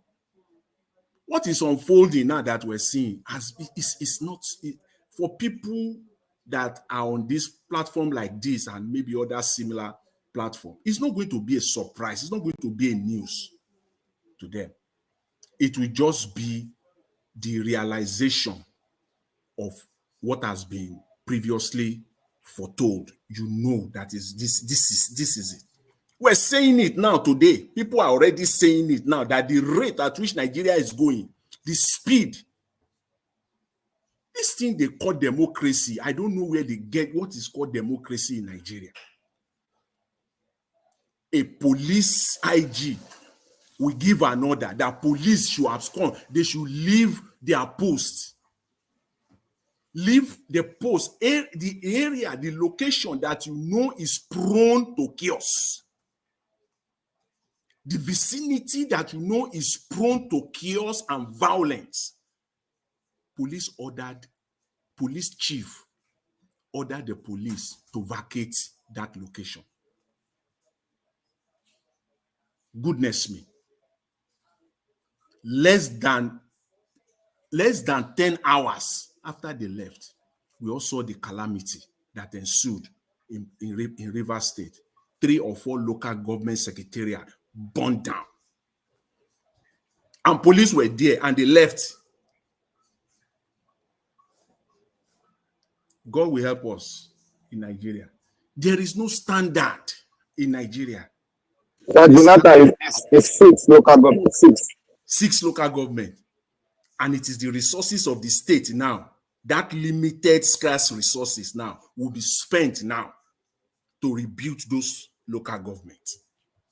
Isn't that what talk of insanity at its very best? I mean, talk of it when you talk of people being insane, the system insane, the judiciary insane, the police insane. I mean, talk of it.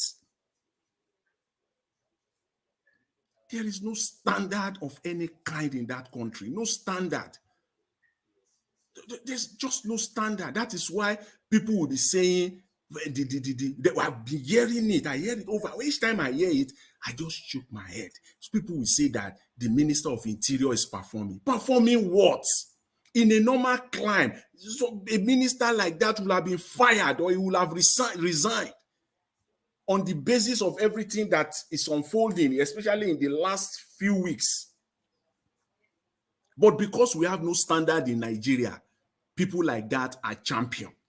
You know, in a situation, go to a city that have not seen light for years.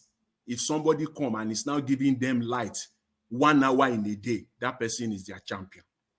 That person becomes their champion. Or a city where they only see light maybe for few hours in a week. Let somebody come and is now giving them 3 hours light or 4 hours light per day. That person becomes their champion because that is the standard. How can you be judging a minister of interior? Interior is a very serious, one of the most, that department, that ministry, if you know the budget, after defense in Nigeria, after defense, it is Ministry of Interior. This Ministry of Interior gets more money than education and health in Nigeria. Yes, it's not made up, it's there. Year in, year out. It's not like maybe just this year alone or no. Year in, year out budget. And look at what is coming out. People are treated like animals in the prison. People even pay to get their case or cases to court. And somebody will tell me that that minister is performing. It's because there is no standard. Because we live in a country where it's a country that is all based on lies, on deception, all true. That is a country where there is no rule of law of any kind. We are just deceiving ourselves, right? There's no rule of law in Nigeria. There will be rule of law. Someone like Falana, who is a legal luminary in his own right, will be perpetrating all these things that we're seeing. Going media rounds all over the place. I was surprised again to see him again, as today again, that this man is it's like, is he paying to appear on all this platform, or are they the one inviting him? He's a lawyer for crying out loud. Nigerian SAN, as they call it there. So you don't have job. You are not busy enough. Oh my goodness. He's going now. I think this is the third interview now, if not more. Maybe at least this by my own counting. In the last week that this man has been parading himself. For what? For what? What are you trying to protect? The facts are established. In that Jonathan, sorry, yes. 10 seconds. Let me give you this point so that you can talk on it. Do you know that they have made Shehu Kuti to start talking negative now as we are talking? Yeah, because that one, you know that one too it has no standard. Just put him in their box too. You see, now when the chips are down, you can see his true color. Now we can see Shehu Kuti, we can see his true color now. The facts are there. Those are the number one fact as per that video. Falana's son, Fas, has some sort of relationship with Bobrisky, directly or indirectly. Fact established according to that audio. I've not seen that being addressed. And the point that VDM was trying to make is that the fact that Bobrisky is a gay, as we all know it. Could we say that Fas and Bobrisky have some sort of relationship together, connected? He was making, that is his own judgment. Or will you contact somebody that you don't know directly or indirectly? Maybe you got the number from somebody else. So there is a kind of a relationship directly or indirectly between Bobrisky and Fas. That is established. That's a fact. And Mr. Falana is playing on our intelligence. People, hear Mr. Falana's analysis here. That there was a call. He confirmed that there was a call from Bobrisky to his son. Look at the way he tried to clear his son ahead of time. That his son asked Bobrisky, are you calling, do you have the superintendent of prison with you? Don't don't be gullible to believe that. That one na lawyer's statement. You know how lawyer will prepare his client for court. Talk of a typical lawyer preparing his client for court. He has coached his son so that everything they are saying will be consistent. So somebody is, for me, I find it, I can't believe that.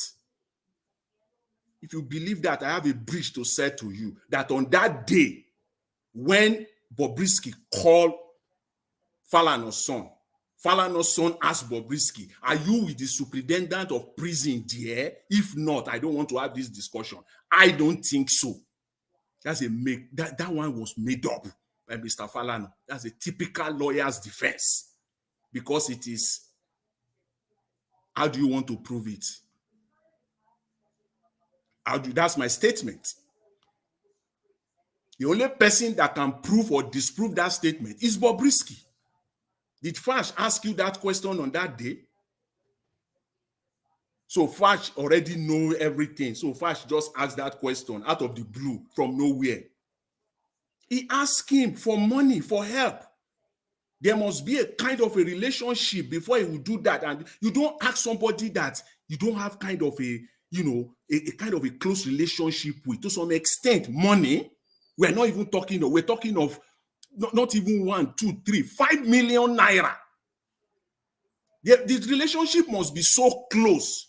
I'm just being mild by saying indirect relationship. This is a direct relationship. You can't ask somebody you don't have direct relationship with for 5 million naira help.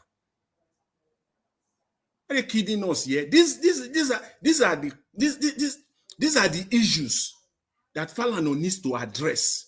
And because of that, it's supposed to have, just create some decorum here, rather than going all over the media, parading yourself, all over the place. What are you trying to prove? What are you trying to prove? Falana and his son, they are avoiding the core of the matter, the real issue there. They are avoiding it. And it is only, I will say this, it is only in Nigeria, for crying out loud, that a lawyer like Falana will be perpetrating this. Can he do the same thing in UK? Can he come to United States, somebody say this, and Falana will say he's going to court? You can't do that. It is only in Nigeria, where there is no rule of law, where in fact there is no judiciary. It is only in Nigeria you can perpetrate this. That international court that you are used to, Mr. Falana, because as per your career, for anybody, an average person that has been following you, most of your cases, you go through the international court to prove your cases, especially when it has to do with human rights. You go to international court. Can you take this to the international court, Mr. Falana? VDM can go to international court too and get a judgment. He can go to international court too, and he can go there and counter-sue. You sue him, he can counter-sue you 12 times. Sue me, I will counter-sue you. Are you kidding me? It's only in Nigeria they are playing this oppressive nonsense, rubbish. What is it? And the media will be perpetrating it too. The likes of Ayo there on channels, on Arise. Face the real issue. Face the real issue there. The issue that has to do with Nigeria. The bombshell that the Nigerian Correctional Service is an aberration. The Nigerian Correctional Service is in a despicable state. Those are the things that should be investigated, that all eyes should be on. Not on Fash and Bobrisky. When we already know that they have relationship, there is a relationship. What type of relationship? We don't know. But we can establish that they have direct relationship. Yes, there is a direct relationship. You cannot ask somebody 5 million naira support if there is no kind of relationship, solid one for that matter. Yes, it's not just a platonic friendship. It's a solid one before you can pick up the phone and call. Who does that? Will Flash pick his phone if he doesn't know him? We don't even go that far into this talking about money if there is no relationship amongst between the two of them. These are facts. They are trying to sideline the core issue and to focus on what is not relevant, divert people's attention.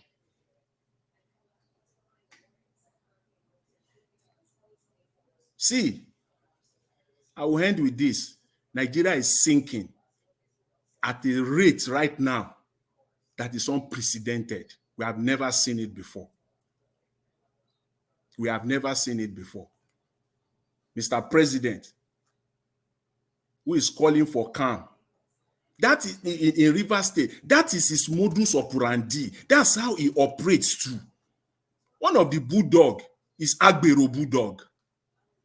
He will unleash them in Lagos when the need arises for at his own whims and caprices. He unleashes Abure bulldog. He has it. In fact, not one of them. He has them. What we saw that played out in Rivers State is his own playbook. Is Mr. Tinubu's playbook. That is the Abure bulldog that they unleashed. And at the end of the day, nothing will happen in Rivers State. Those people that burned down the 6 local government secretariat, nothing will happen to them. Nobody will be arrested, but they can quickly arrest Nigerians that are protesting, saying that they carry flag, and charge them for treason. This one, I'm waiting. Let's wait. How fast? That's why, when I think Mr. Evid alluded to the fact that Nigerian police is one of the best in the world. Well, I don't know. But what I do know is that Nigerian police is far from being the best. Far. But anyways, let's just leave it. Let's leave it at that. Let's see what will happen to these marauders. Rivers State that brought down government property, costing billions of naira. Which was Marudas again? Which was Marudas again? They are Maruda. They are the people. You see, we saw the video. You showed it now. Shooting everywhere as if it was a war zone. Just because of what? For what? We'll see what will happen to them. Whether police will parade them. We are waiting. Nigeria is waiting. No way. Police will parade nothing. They will parade them. And then they will interview them on screen too. Who are the people behind you? Who sent you? Where did you get the gun from? You want to see them too, the way you used to parade the cheap, those ones that suits you whenever you want to parade them. Mr. Jonathan. Yes. Do you know that Nigeria is the only country in the world where they will parade criminals and they will be interviewing criminals in the eyes of the world? On the eyes of the world. It's only in Nigeria. That's why there's no standard now. All this nonsense we're seeing can only happen in Nigeria. Only in Nigeria. It can't even happen in Benin Republic. Only, and that only in bold, capital bold, only in Nigeria, in the entire universe. If police will parade them, that one is a capital no. It will not happen. Watch out. That will not happen. Thank you very much. Thank you, Mr. Elvis. I really appreciate it. Thanks to everyone. Let me quickly hear from the last two on the panel, which is Prince Alabo. Prince Alabo, it's good to have you on the show, sir. Good evening to you, sir. Please talk to us. What did they happen for your state, sir? Prince Alabo, will you tell us? What did they happen? My brother Elvis, Nigeria was. It's a sad one. It's a sad one for my state. I was crying, begging my people. I was asking the state actors and their supporters who are carrying out this, as you used to call, satanic art. My brother. The question I asked them, but before I proceed, good evening, everyone. Good evening, Nigerians. Good evening, Mommy Diaspora. Good evening, Niger Watch. Good evening, my fellow panelists. Let me just stand on the existing protocol. Yeah, I was asking my people this question. Imagine the mansion, some of them, they built for themselves, the houses. I did a video, I was asking them, how will you feel someone come to bring down your house, put fire on your house? Do you know how long it would take, even the trauma, for you to recover from that? But you just use this avenue, you go into the government properties just to put fire. The Ikwere local government, I know, I watched the reception of that commissioning of that place. These people spend millions, invite people to commission. Today, the whole place, you burn it down. Are we making sense? Does this make sense? There are state actors who are doing these things. They have their houses. If this happened in their houses, how would they feel? But I know they don't think. They think they are destroying the state property, which you are affecting the future generation, the people. The state is the one that will suffer for all these things that is happening. Now, the new ones, now they will use it to cash out. You know, politicians. The new local government chairman they're moving, this one now is an opportunity for them. They will begin to allocate money now to begin to say they want to build the place back. And people that will loot it, because I know the process of our procurement is not that clean and clear. So a lot of things is going to, River State is at lost. We are looking, like I will always call the governor out, build factories, create jobs for my people. That is what people want. You deliberately, people, politicians deliberately ignore this fact. I raised this concern and I was asking them, if all of them are busy in the office working, would any of them be on the street protesting those things? Would you have any time doing that? No, because you'll be busy in your office. You are engaged. When you engage them positively, there will be no room. Who are you going to call? Yes, some weekends in Fubara children, they are abroad. They are schooling. They are in the best schools in abroad. So if other people are busy as their children, who is going to carry out all these things for them? I told my Rivers people, I say you people are making Fubara another god, father again.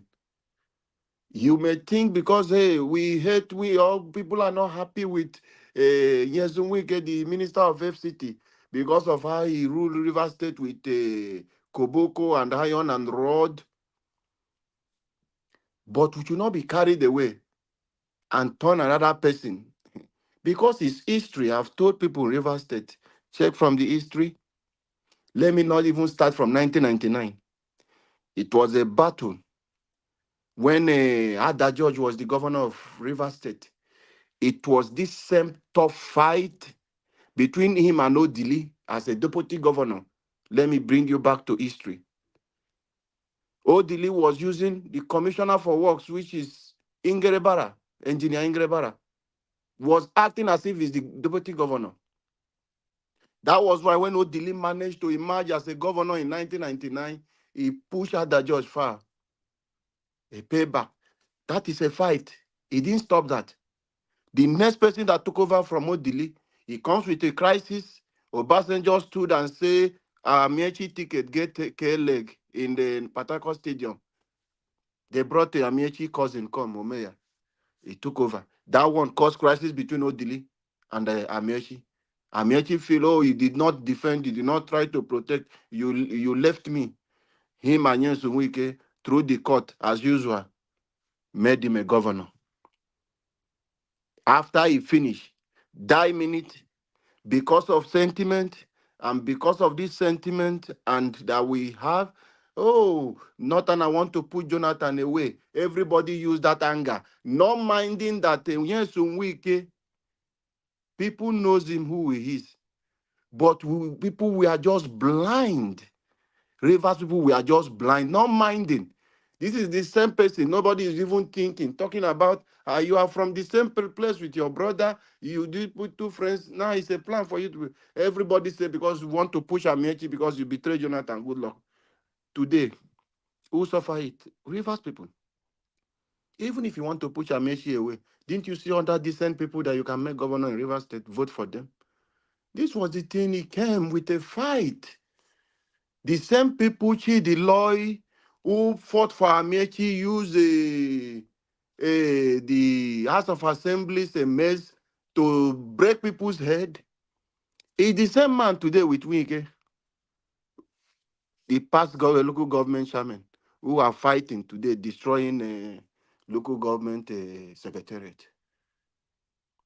That was how Wike became his own governor. And since he became governor, it's a fight for him with Amechi. There was no space in Rivers State. It was a crisis all through.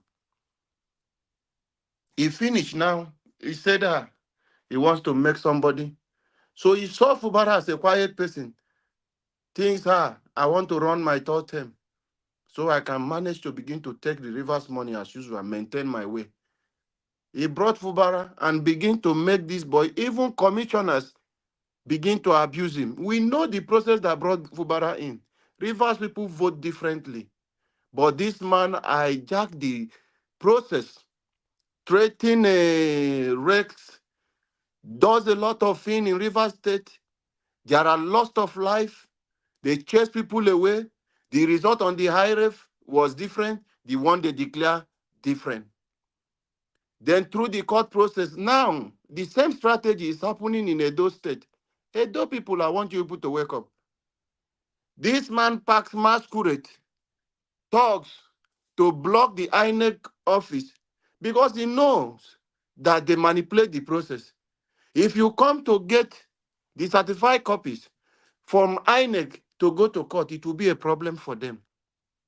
He used people, they begin to play drum, put canopy. You remember, let me bring you back to it. There are loss of life about how many people died during night. They shoot out. Tony Cole and Co, they ran away, which is the APC candidate. Who wants to go and collect material from INEC? Since you've declared this person winner, can I have access to the result it and how these things? At least let me take it to court. This man block, yes, Wike and Fubara block APC people from gaining access to INEC office. That is the same strategy. I watch on TV, I see Tony Kabaka and the rest and the deputy governor Dausa. They are now want to provide security in Edo State. That is the same strategy they have given them that happened in River State. Now it wants to happen. So that Hasue Godalo cannot get the fact that he wants to go to court. And at the end, court will say there is no evidence. They would strike the case out. That was how Fubara became a governor. After he became a governor, Fubara is not the one using the River State jet. Jet is parked in Abuja. The FCT is the one. Fubara cannot release more than 50 million naira.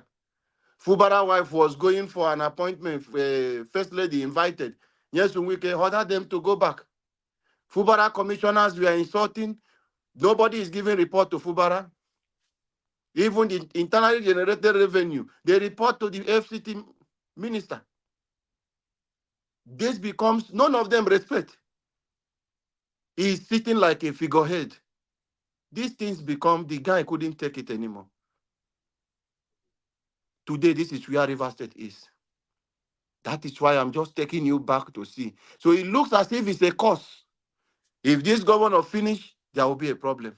That is why, for me, if I have my way, if it is military, I will go and pack all of them from Ada George to Odili, Amiechi, Nyesun Wike, will put them in one place and make them to sign undertaking. My brother, Rivers will be at peace. Imagine what is happening. Do you know the resources we are losing? The kind of money we have in Rivers State. That is why you see our governor, after they finish sitting from that place, they want to be president. They will begin to take this money, dash it to south, west, north, to buy people. I have told you this story. The money that Odili used to go to North, which the Sultan of Sokoto stood up for him, which caused a lot of things which we don't even meant to, I don't want to even talk about it. For you to know how much is in our state, that is all of them. When they finish, they want to be president of Nigeria because they think that they have taken so much from the state. I am challenging all of them. Let them come out to tell us what was their business before they become governor, all of them. So it's really sad that this is happening in my state. It's sad. River State is bleeding. I want to use this medium to plead with my people, to beg them to please kill their sword, not to die in their fight. River State is the one suffering. We need peace in that state. If there is no peace, there will be no development. Everybody to shield their sword and put the state first. Thank you, Niger Watch. Thank you, everyone, for this wonderful opportunity. God bless us and God bless Nigeria. Mr. Alabo, God bless you, sir. Thank you very much, at least for giving us a deep insight of what is happening in River State. Thank you so much. Yes, together we're going to have a better Nigeria. I understand a lot of people have given up on Nigeria already. I don't have any reason to give up rather than to be hopeful that Nigeria can be better in our time. That's just what it stands for. Anyway, Ogashimizi, are you there with us, sir? If you're there, please, it's your turn to talk to us. Good evening to you. Yes, Niger Watch. Mr. Avis, good morning, good afternoon from here.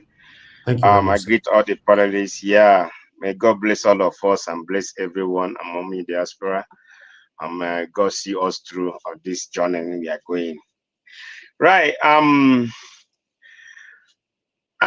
want to ask Mr. Alabo a question. Who do you think that won? This is a question. Who do you think that won River State governor? Do you think it's a Sinful Bara or other person? Can you answer me that question, please? According to INEC declaration and the Supreme Court. But do you kind of like believe that if he won the election? Based on the report and the result on the IRF, no. But based on the INEC, it's only one person that can declare election result. Okay, the result on the IRF, who was indicating that he is going to win the election? Yeah, it was a kind of 50-50 based on what the ones they released to us, which we saw on the IRF before everything began to go wrong. But if it is the presidential one, we know on the IRF that one was very clear, which is Peter Obi, from what we saw. But for the governorship, there was a way they did that one. There was a way they did that one, yeah. Okay, now I know reason why I asked you all this question, because yeah, we know that in Nigeria, when INEC declares someone a winner, a stance, unless by maybe you're lucky, you went to court, you skate through. But if this skate through, the next thing is to do what? To support the person that's in there. But what I'm seeing today in River State is not good. Believe me, anybody that want to stand, your own state, you want to see your own state to burn down, that person is a fool. He want to use you as a tool to bring your own state down or your own community down. Let me tell you, do you know, some people, sometimes people don't reason when they are doing things in this life.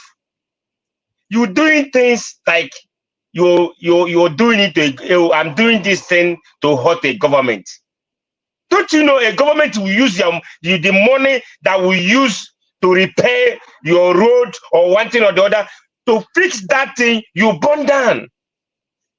And that time you will be complaining, oh, the governor is not doing this. Whereas you have commit atrocities that make that government not to do that. Rather, he channeled that money. the money already, the building already stand, and they will just bring in money again to rebuild it. Don't you know that when anything burn, any houses or bridges anywhere, if you want to get it right, you need to demolish it and start from scratch again. Check all those buildings they brought down now, they burned down, or they put fire. How much they use that? How much they use that then to build those buildings? Today, it will be a ×5. If you don't know, you see, when people are doing things, don't take law into your hands. Don't because of a somebody that pay you or you answer to that person to do a harm to the community you're living in or the state you're living in, your own state. Instead of you to protect, to protect, say no, please don't do this. Then you are the first person because you want to show that you have Mwike as a thing God. See, don't you know that all these things, the former governors behind Simfubara, do you think they are supporting him? They back him. Because Mwike have, when Mwike open his mouth and be voicing those evil things he voiced from his mouth, that he's the thing God, he's Alpha and Omega, that no one can bring him down, no one can bring him down. See, Nigeria, sometimes I say, when we blame government, I have to blame ourselves. We have to. Because of your selfish interests that you will gain from, maybe from Wike or any minister or whoever, that when they tell you go and buy this person, you go out there and do that. That's an evil. You think I was saying how to redeem Nigeria? Nigeria is redeemable. Let me join my voice to say it. When every time Nigeria was saying it will get better. When? No. When it's going to get better? When? Things are getting out of hand every day by day. Me and you, we are here always talking, saying, I thought by now, all the whole talking we are doing, I think people will be listening and say, okay, let's put this right. But no, every day, he keep going bad. Every day, one story or the other. No good news. No good news. Eh? Okay, election. When Nigeria will get it right in this common chairman elections, councillor, local government, instead of calm down and know what you want, you choose to be Abure. You choose to be just to be Abure in the society. You don't want to belong. You don't want to ask yourself, look at others, how your children will be. And all these people, they all have wife and children. They all have. So what are we saying? They all have. You have your children and you doing Abure work. Can't you repent? And even some wife today, they won't ask their husband a question or please, can you come back? Can you stop this? It's not good for us. You're giving us bad name. Stop. Let the people breathe. Let the state breathe. Give peace chance. So people will go, the state will have their free going around, not living in fear because of political thoughts or political whatever agenda you guys have. So now let me talk about Abure and the cohort. See, one time I say is it this week or last week? I say the good, the bad, and ugly. I said this on this platform. Yeah, I keep saying it. That's why I say the agent is better than the devil. The devil, or the devil that is better than agent you don't know. So now Abure is doing all of this. You guys know what is going on. Abure have standstill. So how Peter Obi, if I may say, let Peter Obi and co leave Abure and this Labour Party and move away. Believe me, Labour Party will just crumble, will just die off. All this bragging that he's bragging or going to court. I never know that he went to court. I never knew that. Until when I saw this thing today, I said, wow, Abure is still coming up on news again. It baffles me. We need to call a spade a spade. For me, Peter Obi need to go move away from this. Let's see what Abure and co will do. Because who knows Labour Party before? That's why everybody vote for Labour Party. For me, I don't see.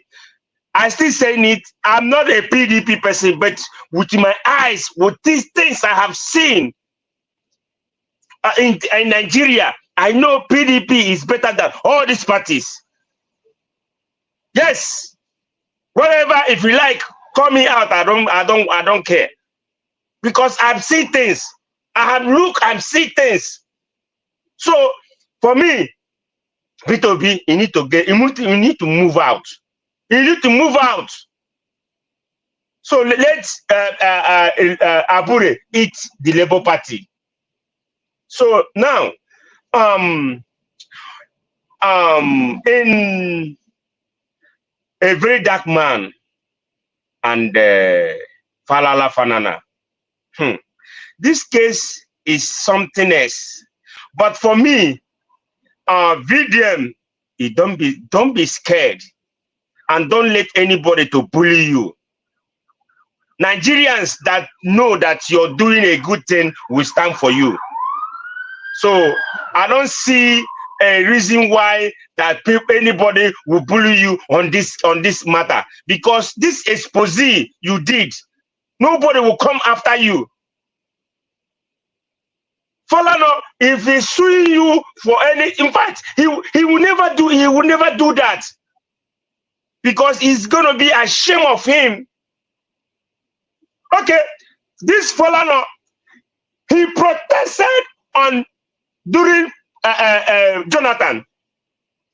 Buhari, did he protest? No. Oh, Buhari 8 years. Did he do anything? All corruption that going around. Did he come out one day and say, hey, this thing is not good? Or he say, okay, I will lead this protest. If you call yourself that you are for masses, you're for people, then come out. Not you going around to media and be doing it. Come out and lead the protest, because you lead the protest during Jonathan. But what I'm saying, Bobrisky. So I will go this way. If you if you like, come after me. I will go this way. Now the reason why I'm gonna go this way, what I'm seeing here is the tribalism have this thing come to. Yeah, because I will put it that way. I will put it that way I've seen it. Bobrisky is a Yoruba man. Fanana is a Yoruba man. Then VDM is those states. Maybe they will count it as Igbo man too. So maybe that's how that thing is playing. Maybe I don't know. Maybe. So let the truth be told for this matter. Because Nigeria want to know what happened. What really happened on this Bobrisky issue, so that we will know who is no in this country. In fact, there are so They're so corrupt. Everybody's corrupt. Look at the jail. If I tell you my own story, you will scream. Everybody have his own story in Nigeria. So far, you were born and brought up in Nigeria. Stay up to 30-something years in Nigeria. You have one story or the other. In Nigeria, either police or their cell or their whatever. It's too bad. All this thing is happening, and that then Nigeria, the government will never take care of those things and say, okay, let us jump in and see how to make this thing, get this thing right. Rather, the corruption, the corruption that they are swinging into, you will never let them to see things the way we that see things. It's few people in diaspora today doesn't see things the way we're seeing it. It's few, not all. Not all that see what we are seeing things, the way we see things, they see. Some of them see the way they see things at Nigeria, the Nigerians that live in Nigeria. So that's why things are getting wrong always. People don't want to get things right. Politicians will call you and give you money. Go and do this thing for me. You will go. You are a satanic. Nigeria, that those youths that are doing this kind of job, you are a satanic. You are a foolish person on this earth. You will never repent and you will never change. What are we doing? Instead of you, people are clamoring how Nigeria will get better. So things will move. Things will move. Instead of you to make things move. If you look at a place, you want to get some maybe 1,000 naira. Tomorrow you will go back and be begging.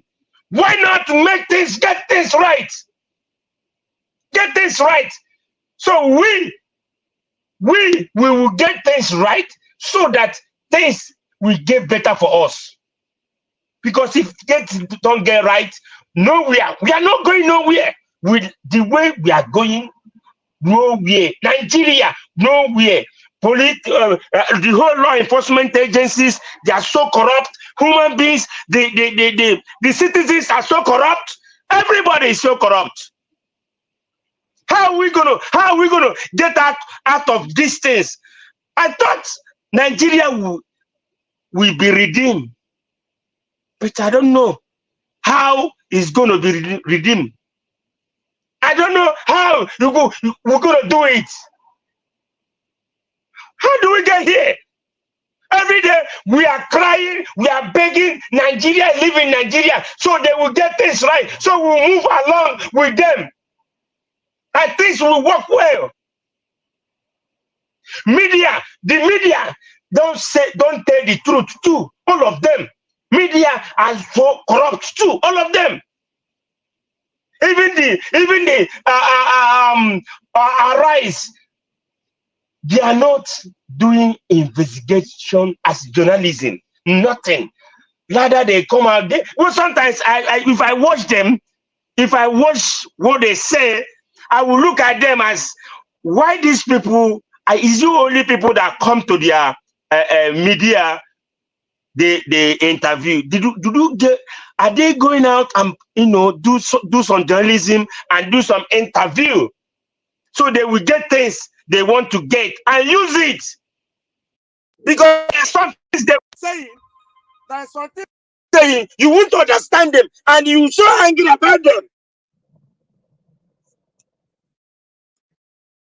So it's so bad that things is happening in Nigeria the way it's happening. But it's we are living that will make things so that we will say enough for enough.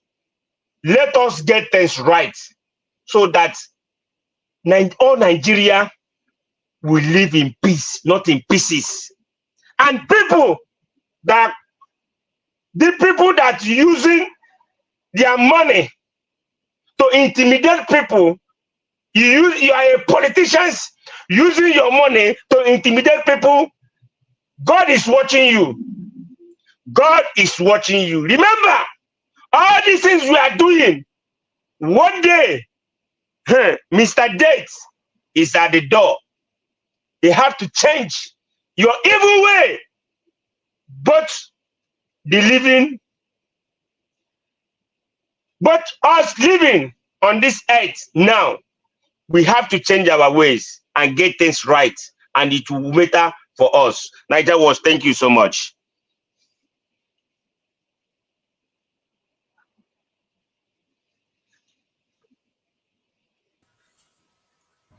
All right. Ogashimize, thank you very much, sir. Now God bless you. Thanks for that submission. I appreciate you. Thank you, sir. Before I come to Oga Chris, and we also have Oga CM with us today. Thank you very much, Spiritual Happiness. I really do appreciate you. Thanks for the super chat. Thank you for the message. Thank you, Mr. Elvis, for coming out every day. I'm very proud of you, sir. Thank you very much, sir. I'm proud of you too for your encouragement. And you did another one. I wish other Nigerian youth can speak more about our country. I'm tired of living in abroad. Let me put it on the screen.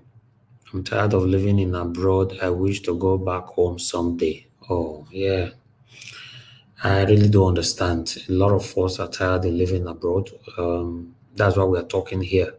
Some of us are only just wearing masks, pretending that everything is fine in abroad, but many of us are not actually happy living in another man's country.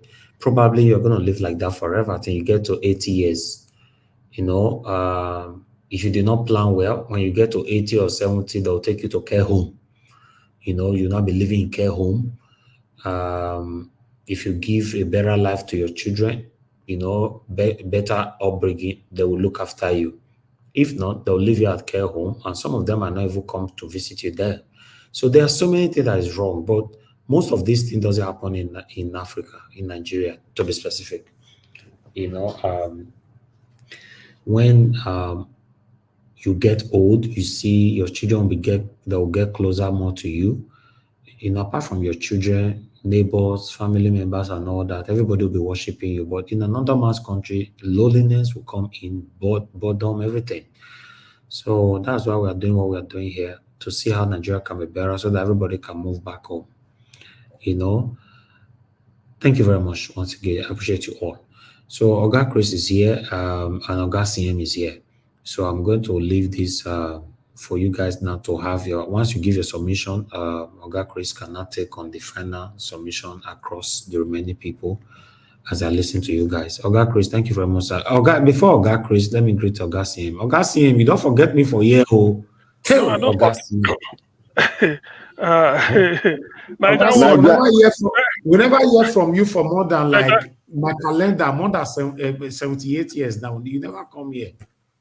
Okay, they busy with him guys now. Where they plan to put us for power. They busy with them. Thank God. Black Panther still the campaign. Now what for you? You still the do campaign. I think say go don't tire now. We don't miss you. Yeah, me say if I miss you now, to be honest, I just said that, you know, sometimes when you are coming that late, very late, so you could just listen. But to be honest, I can't. My mind is here. Oga Chris have been very helpful with the late conversation these days. So if you know you can't join early, you can always join them to put one or two to the conversation on that late night. Because some people, the problem with Chris is that before you know him, everything go dovetail back to the thing Shomole do to. I mean, with you know what thing they fear for? They fear for the sin. The sin he has committed. No, but he's passing a significant information here. What he's trying to say, when you are moderating, you should focus on your Niger Watch, you know go understand us. You know go understand us. Niger Watch, you there backstage, you know go understand. Before you know, Chris go tell all the thing, drive and ooh, it's what Baseki do. I swear go down. If Obaseki lift him, I swear go down go bring and Niger Watch, I don't tell you. The sin they pursue him. Listen, Mr. Dr. Sien, now true you talk. Welcome, my brother. So when they talk, I go say, Abi, we still get election. I know this one we don't finish. You don't forget. You know they talk. I say, hey, I said Jesus Christ. Okay. Well, if that thing go lengthen in life, who am I to say no? If you go give a long life, Naija watch, you know, say person do something wey no good. He had go dey beat. He had to dey beat when he see the other man there. He go say, I don't enter that today. No, he not get anything we do, we not good. No, You I know, don't mind them. you know, say ordinarily, why the former president of the Bar Association no go court challenge the election? Why? The former MBA will set record. Dr. C. He lose woefully now. He lose woefully. What did they go for court? He lose now. I get somebody on the phone. I beg, your order, Mr. FA. Thanks for calling in. I beg, quick talk 2 minutes. Talk to us. Good evening to you.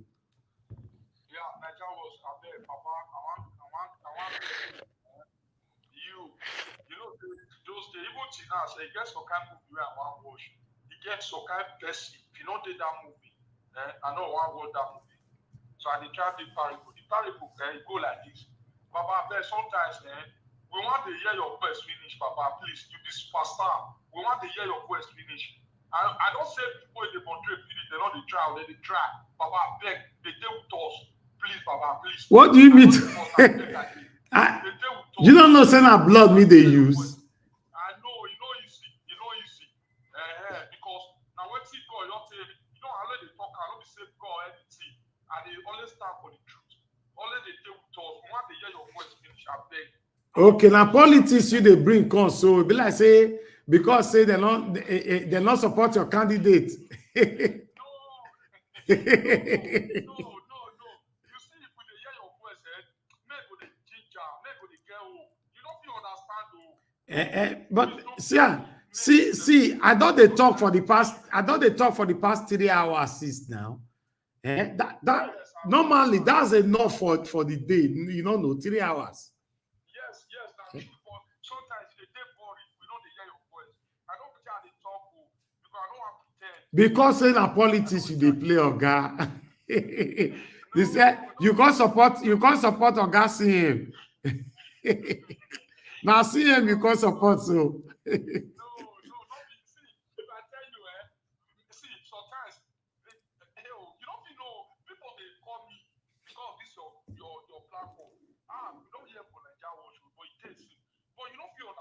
All right.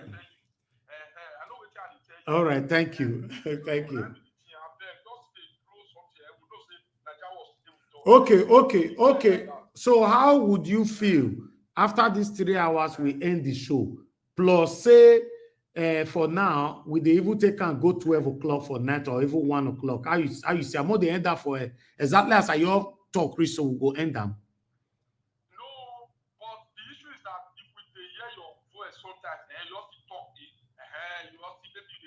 But only me not fit do 7 hours now. Only me. I want to do one.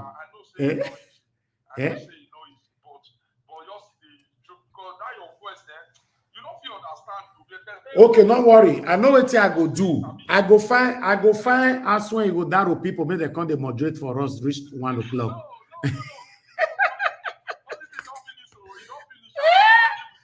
All right, Mr. FA. Thank you. Thank you. All right. Thank you. Thank you, sir. Thank you. God bless you. Thank you. Yeah. Miss Service, I know what he mean. I know what he mean. Yeah, I know. I understand. What he mean? He never fulfill his promise. He never fulfill his promise. You lose money. You know, say he bet for year. He said go give us $100 if they lose. He never bring down $100 up to now. Who? The guy where they talk now, where they call us. Yes. Okay. Where in €100? The one where you are Madam Rita promising. I promise you anything. I promise. Yes. Let's move on, my people. Let's move on. Thank you. Let me say this quickly. Mute yourself. Thank you. Let me say this quickly. You see, my people, on Saturday, today now Tuesday, on Saturday, I got more than 7 feedback concerning this extension that we are having now, and they rain praises on all my panelists that stay long. In fact, Madarita was even mentioned. I believe Madarita was on that particular broadcast. Maybe Naimik and name come in, while all of you on the panel, including Oga Chris moderating, Mr. Jonathan, and many others, that they love this. Some of them even said because of they go to work, they always do a playback on our videos here. So sometimes when they are joining, we are almost rounding up. So what they do, they go and start all over again. But this late session have been so helpful to them. I got that one on Saturday. Then on Monday, which was just yesterday here, I got another feedback again, from one of our elderly man in Netherlands who really appreciated this this extension of a thing. So one thing that you almost understand is this. Although somebody also said, I should be part of it. At least there are some of the conversation that you guys bring in. They also want to hear my opinion. But I cannot always be part of it. It's just like what my brother F.A. talked just now. I cannot always be part of it in 7 hours. It's not easy. Do 7 hours every day. On the broadcast, my eye go, just easy. And that's just the thing. So for me... Naija was, sorry. Talk through. You dey play game after you come out here. Of course, that game at the place this morning, and immediately I finished, I don't catch you.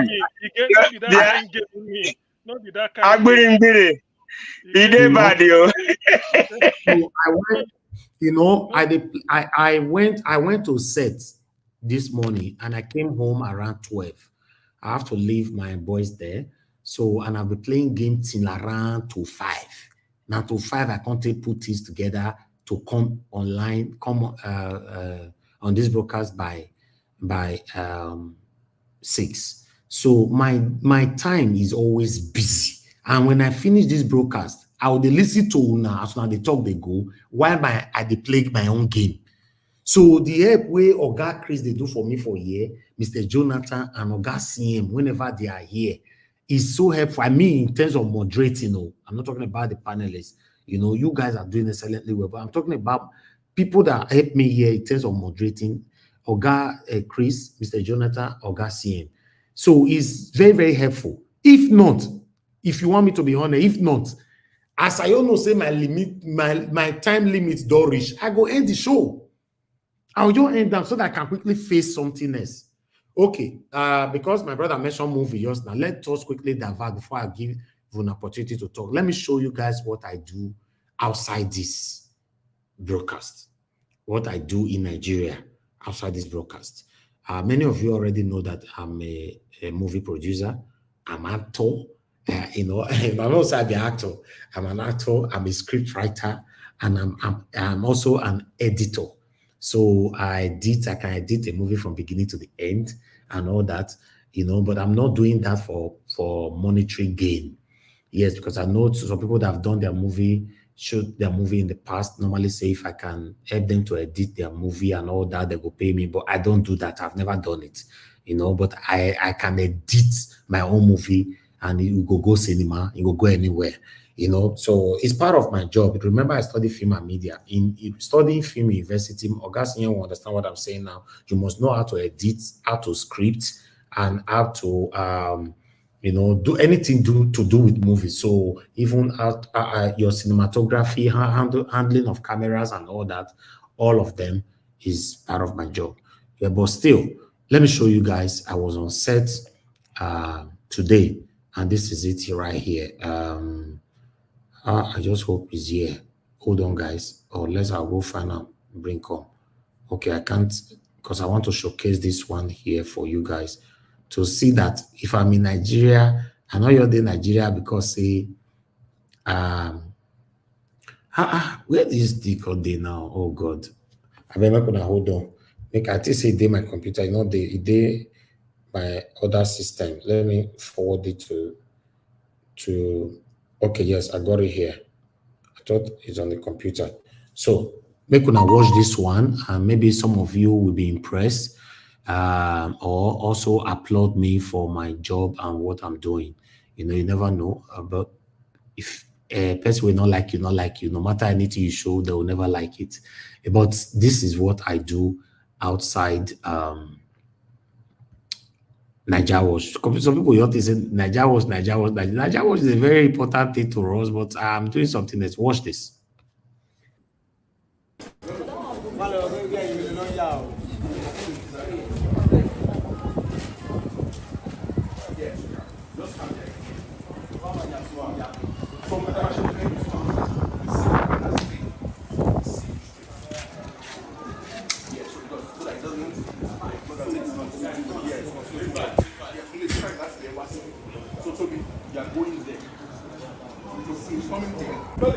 You met Felix one job. Down set now. Yeah, I'm good. Doing good.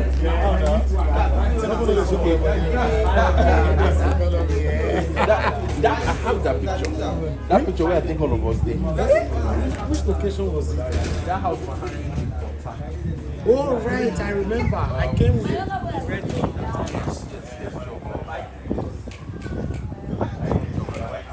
Behind Mega that house.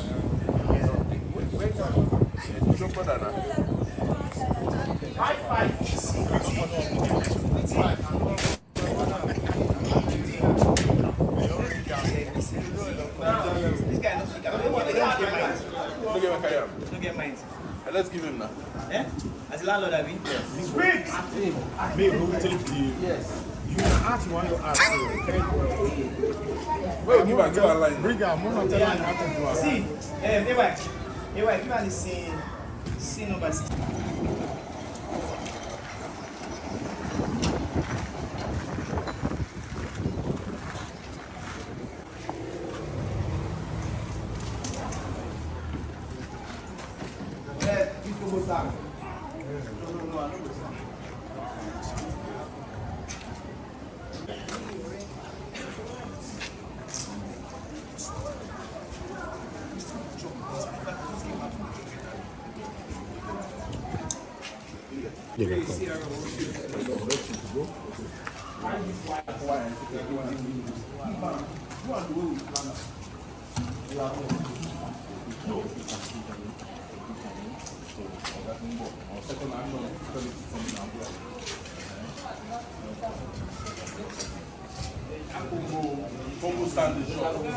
You can command that light, command that combo stand.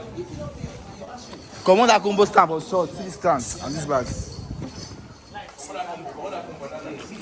Yeah, they pay you.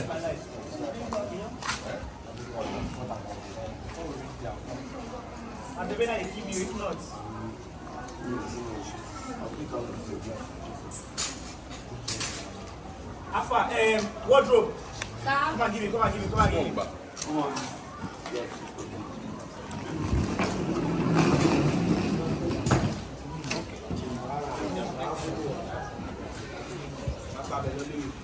So final position, go check.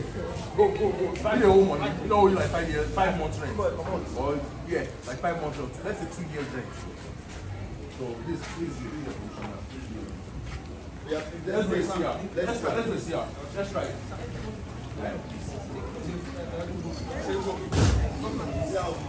Go on the track. Okay, so please.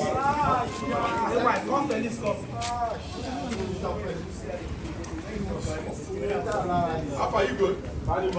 So he's gonna try it.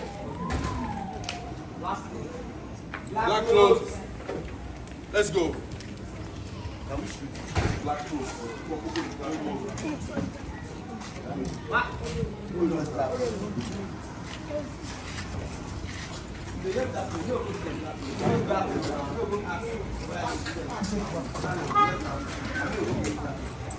No, go. Okay, step back. Let's see how. Action. Start coming. Action, Felix.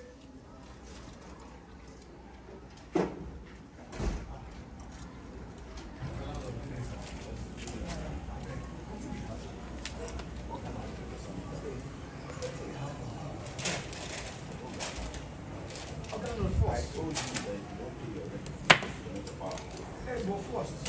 You want my water. You swap the supply water into my hand, but now you got my. Roll. Slate 56, sim 5, tip 1. Don't let that close. Come on, hold on for back. Yeah. All right. Action.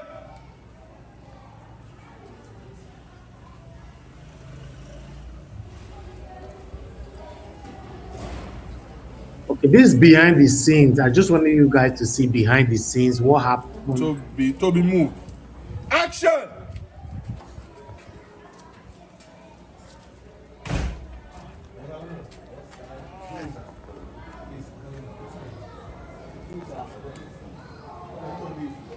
Do it too. Go back. Toby.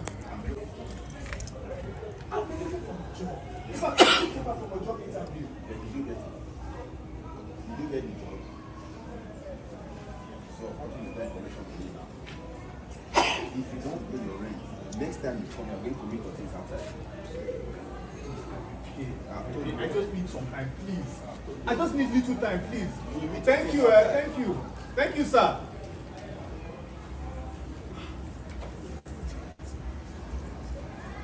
Cut it. Oh yeah, next thing.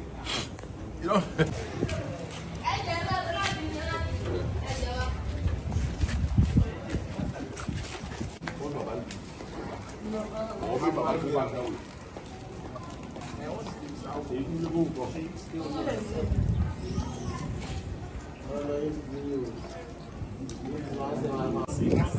Okay.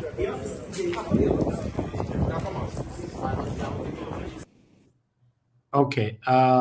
That is behind the scenes what happened. I'm going to show you guys continuously many others, behind the scene of what we do here. So my people, I want to know say we they walk around the clock. The big guy, Mr. Elvis, the big guy with the black t-shirt. Is he is your director? Yes, the director. His name is called Sahid Apampa. Is one of the best director currently in Nigeria. He's the one that produces almost all my movies. If you write Sahid Apampa, write it on Google, on YouTube, anywhere, Twitter, you see.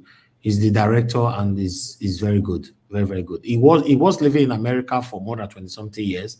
He moved to Nigeria 10 years ago. He's now living in Nigeria permanently, doing his movie thing, and he's doing excellently well. Yeah. That's interesting. Yes. Yes. So that's what we, sir. Now that your trainers where you wear an show say you don't fly out, can't come in. Say when I look at say see Niger was seeing trainers. Very, very. We did do our trainers. I know it's good. Now it's like don't stop. I say even if all of them never travel out, Niger watch. Basically, where we are this nice, you carry yourself. I know say you there. You just so for the whole scene where show now trainers now they look. Everything now. That's what they know everything now. Why you dey bully everybody like this? Oh my now, Black Panther, sure. You see my trainers before. It not be him where he remind you so. What because I Abure with overload? What because I the shoe shine at there? Look finish they look leg.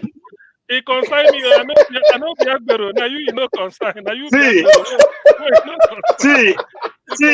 Miss Davis. What I see there, to act movie is not easy. I will tell you the truth. When they give you script to your script. Sometimes some people can even know what they do. They don't know what they will do, but it's not easy. I know. No. We don't give script to people that don't know what they're doing. I cannot spend millions of naira making a movie. To make movie now, when I started making movie, you used to make movie 4 million naira and you are good. Now to make movie now is above 20 million naira. So you cannot expect me to go and be giving a script to somebody that doesn't know what they're doing. So you give script to actors that you know that they have references. They've done so many movies before. So you give them their script like a couple of days before the movie starts. So they study their script at home. Then they get back to you for negotiation price. So this is what I will take, and you will say, this is what I will pay. After enough dragging, we come to a conclusive agreement. Then give them date we are starting, provide accommodation for them, everything for them that will keep them throughout the days they are going to shoot. You know, some of the actors stay with you for the food, both the food. Yes, of course. Yes, logistics. You pay them. Yes, of course, you provide their food. Even though you pay them, you provide their food, you provide their transport, you pay for their accommodation. Wow. You know, every day you provide their everything So, in every single thing. It is an export and import. A typical a typical Nigerian movie, like the one you are shooting now. How many days does it take from start to finish? This particular one will take us 3 weeks. You know, we are on the second week now. So although I believe we are going to go up to 4 weeks because rain have been disturbing us. You know, so rain have been disturbing us. So this one is a cinematic movie, you know, a very powerful movie. I'll bring the trailer for you guys here to see. And those of you that is on, it's going to be on cinema first here in Nigeria before we can put it on Netflix. So those of us that live abroad can now watch it on Netflix later. After we do, by God's grace, we don't collect our money from different cinemas and all that. And the cinema in Nigeria is very, very challenging as well. It's not easy because the percentage they collect from your head, in fact, not be what I will discuss here. What makes it challenging, Mr. Elvis? Very, very challenging. There are a lot of politics in it. You know, you have to pass hand to hand for your movie to be accepted. Once it's accepted, the percentage they collect from whatever revenue you are going to make, you know, is just too much. You know, so agents will not take their thing. Is it not possible, Mr. Elvis, to have your own cinema, you know, set up all around? Yeah, by God's grace, I'm already planning that. By God's grace, that would be more better for me. It's just like where we did so now, we did Nigeria Wash. If maybe you and I they borrow Nigeria Wash or God Jonathan, they for don't pursue us like enter house, you don't know. If you want to do the cinema something, I will advise you to come down to the southeast, Oka and the Abure. Do you know why? Lagos is already, you know, Lagos is known that since 60s, Lagos has always been more like the best we have in Nigeria. But you go to a virgin area, and when you introduce it, it will be good. Before you know, you premiere it in Oka and the Abure, the thing we just said. Because it's a new life. People are after last year's election, people are now going down to the southeast. I'm telling you, I'm saying it okay. People are moving down to the southeast in numbers now to say, even if for anything, let us settle there. So this is that's why they are building a. It be like say you don't know why. Not be everything I'm going to talk on air. Why they fight every day? Okay, we go talk. Okay, don't worry. Exactly. We go negotiate. We'll talk privately. We go talk right. We go talk business. Yes. We go talk business. You don't bring business now, man. You don't negotiate in states now. Fast, don't negotiate in states. So Instead, Black Panther say, make we put them for line, make in there. I say, we don't hear. We go say, me be here, we don't hear. They still they talk of. So you know, go put cinema for those state, Abi. Now Abi still go put them. See your face. See your face. Go do your own. That one are your area, man. If you leave another person take and you start. I like. Oh boy, start from Edo State. They get branch for Abia. Blessing on my own, I will define for inside. Ona get light. Ona get light. You get light. You come from Abia. You get light. I don't come from Abia. I don't come from Abia. It's true. Blessing on my own, you define for inside the Black Panther. A Black Panther, you don't talk. If you try and we will know what you go do to you. Don't worry. We will call you Go Palace very soon. People when talk about the video, they blame them. Yeah? They never talk well now. They never talk well. And I swear people they talk so. They never talk well. You know, Black Panther, they look the thing when Nigeria was show us for fun. Me, they look them for something. I don't they bring out the thing, you know, remarks about it and the business step and how you go there. Now you can't talk. Now you're supposed to cover those Yaro motor. No. Edo State need development. We need flyover. Abia don't get your own flyover. We need our own. So put that shopping plaza for our side. Black Panther, I want to tell you something about flyover. Flyover is not It's not just he just want to put flyover. There is a necessity to put a flyover if there is a congestion in one particular area. You see, when you come for Ekulobia need the flyover. Now, You see, we so do National is Assembly putting now. flyover We there. do National Assembly now. You dey campaign for Epulovia. Yeah, they campaign for my place. That's how I know they agree now. You don't say good for your side. You don't good for my side. No, if they See give you you. No. You didn't hear what I said earlier. If they give you the principle, where go guide Now you. your money, now your money, now your money. Leave am. We go do am for our place. Not be your money. Jesus Christ.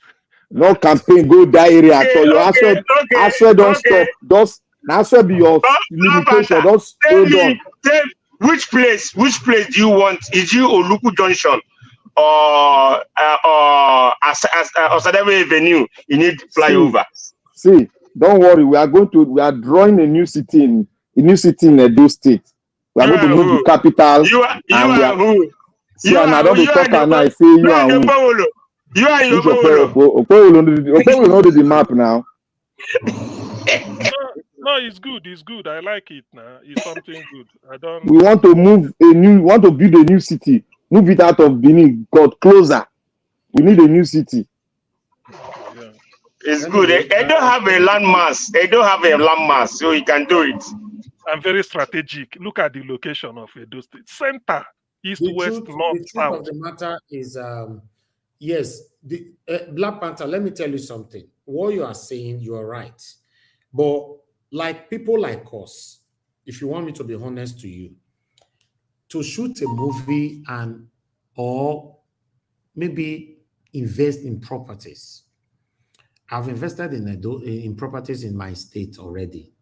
So when I'm talking out of experience. There's every possibility you are not going to make your money back.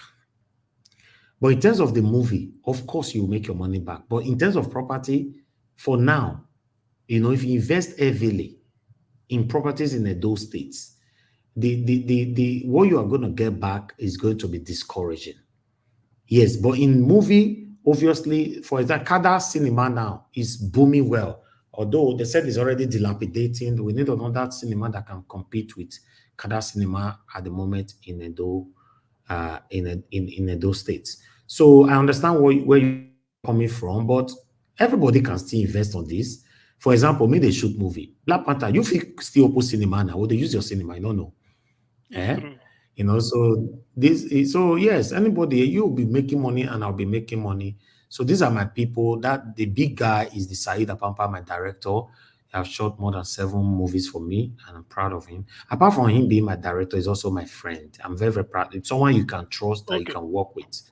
Yeah. Okay. See as the trainers day here. Now they talk Black Panther, they talk see as the thing just make you. Which one? Yeah. Now shoe, now they look. They just looking first, it looks shoe. Everywhere now, you go appreciate from. You have interior motive, yeah. No interior motive. You go look person, I appreciate it. All right. Which one you say? Okay, I'll leave the platform for you guys to continue with the politics. We could leave this movie thing first. But I'll continue to update you guys what I'm doing in Nigeria and more by God's grace as the time flies. For now to know, the reason why I have to show this for you guys to know how much I appreciate any of you that is moderating here, helping me out here. Whenever you help me out, you are giving me the opportunity to do something else. When I know that there's no support, I will just end the show so that I can focus on something else. That's what I have to be realistic. That's what I do. And Oga Chris have been so wonderful lately. I want to say I'm grateful to you and every one of you that have been supporting us right here. So let me quickly pick this call before I leave you guys because Mr. Jude is calling in. Oga Jude, you get luck, say you call in the wrong time because once I don't come up for a year. You don't forget us for a year now. Good evening, sir. My brother, never forget. Every day I watch, every day I listen. Sometimes I'll try to call and I look at the time, it's already 4 o'clock. I say, I don't want to break the rules again. You see, now it's almost getting to 4 o'clock. I say, if I don't call now, the rule, I go break them again. I'm behind you. I watch you every day. I put in all my like, I put in all the share. And so, thank you, sir. I believe you. other panelists, Dr. CM, Black Panther, Mr. Jonathan, Chimeze. Chimeze is not having time. Before, you know, he only called. You only call. He don't leave the call. He don't leave the call for una now. Yes, you know, so I'm so happy with everybody. We are here. Any little time I have also to join the panel, I will. Is this time difference? You know, this is at the middle of work here, so that's why it is actually affecting us. Just one thing I just want to say. I know we are in a happy mood of movie production, but I kind of watched Politics Today with Shehu. One, I wasn't very happy that Shehu was scared, kind of talking to Wike or asking Wike questions. You know, he just wasn't doing like a real journalist that doesn't have to be. We will discuss that one properly tomorrow, since we have not presented the video. Okay. I saw it as well. Yeah. Okay. I'll wait till tomorrow then. I'll wait till tomorrow before I make my comment. Yeah. You know, but for the very dark man that you are talking about, I want to plead and join Dr. Akoki to beg the Falana and Falana to please redirect their suit, all this going to court and suing this and doing, sue the person that actually made those comments and leave very dark man. Somebody that is on the floor fears no follow, so that this little respect they have, so that it doesn't end up ridiculing all that he has done over the years. I know he has not always shown us where he is. This time he is here, the other time he is there, but at least many people still respect him. But let this very dark man case not rub all the name he has made to the mud. Let him direct his worries to Bobrisky, who was very flippant in talking, that caused all these problems that he has. And leave very dark man alone. This man is only the whistleblower. The whistleblower should not be. Okay, thank you. Where whistleblowers are prosecuted is a very bad signal.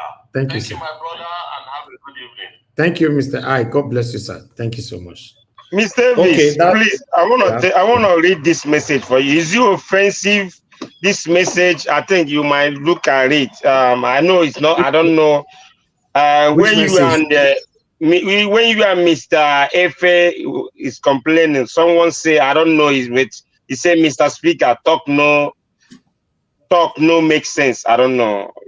I don't know whether it's offensive. No, it's not. No, it's not offensive. They have right. It was telling he was referring Efe. Mr. Efe. No. As long as I did not insult him, that's fine. It's okay. All right. Yeah. Thank you, sir. Thank you. If we pick on every single thing people comment on the comment section, it means we'll be taking their rights away from them. No. Thank you. Thank you very much, Madarita. Are you coming to the panel?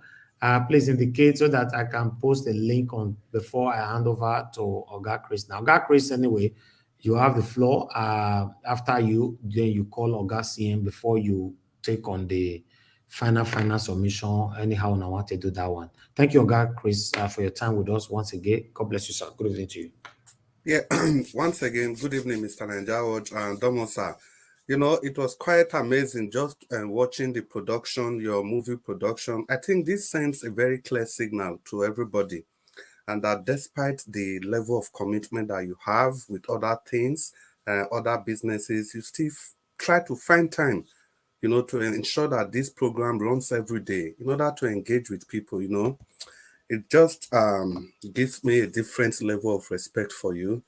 I pray the good Lord continue to bless all your effort as he has been doing and give you the strength to continue. Once again, thank you for giving us the panel to have our usual evening tonic. And thank you so much. May the Lord bless your efforts. And I drive straight to the people on the comment section because I like those guys. When they keep bringing in their comments, you know, it's just so enriching. They bring different perspective to the program. And from this perspective, people can pick up what they want to say. And especially Mr. Efe that called in. You know, I really do understand the angle Mr. Efe is speaking from.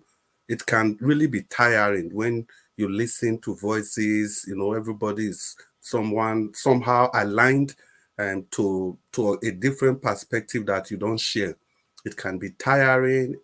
So I just really understand the angle is coming from.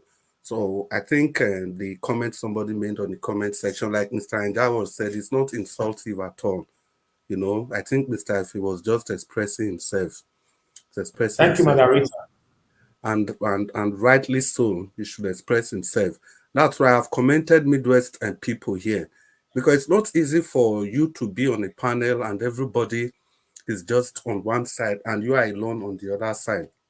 It's not easy.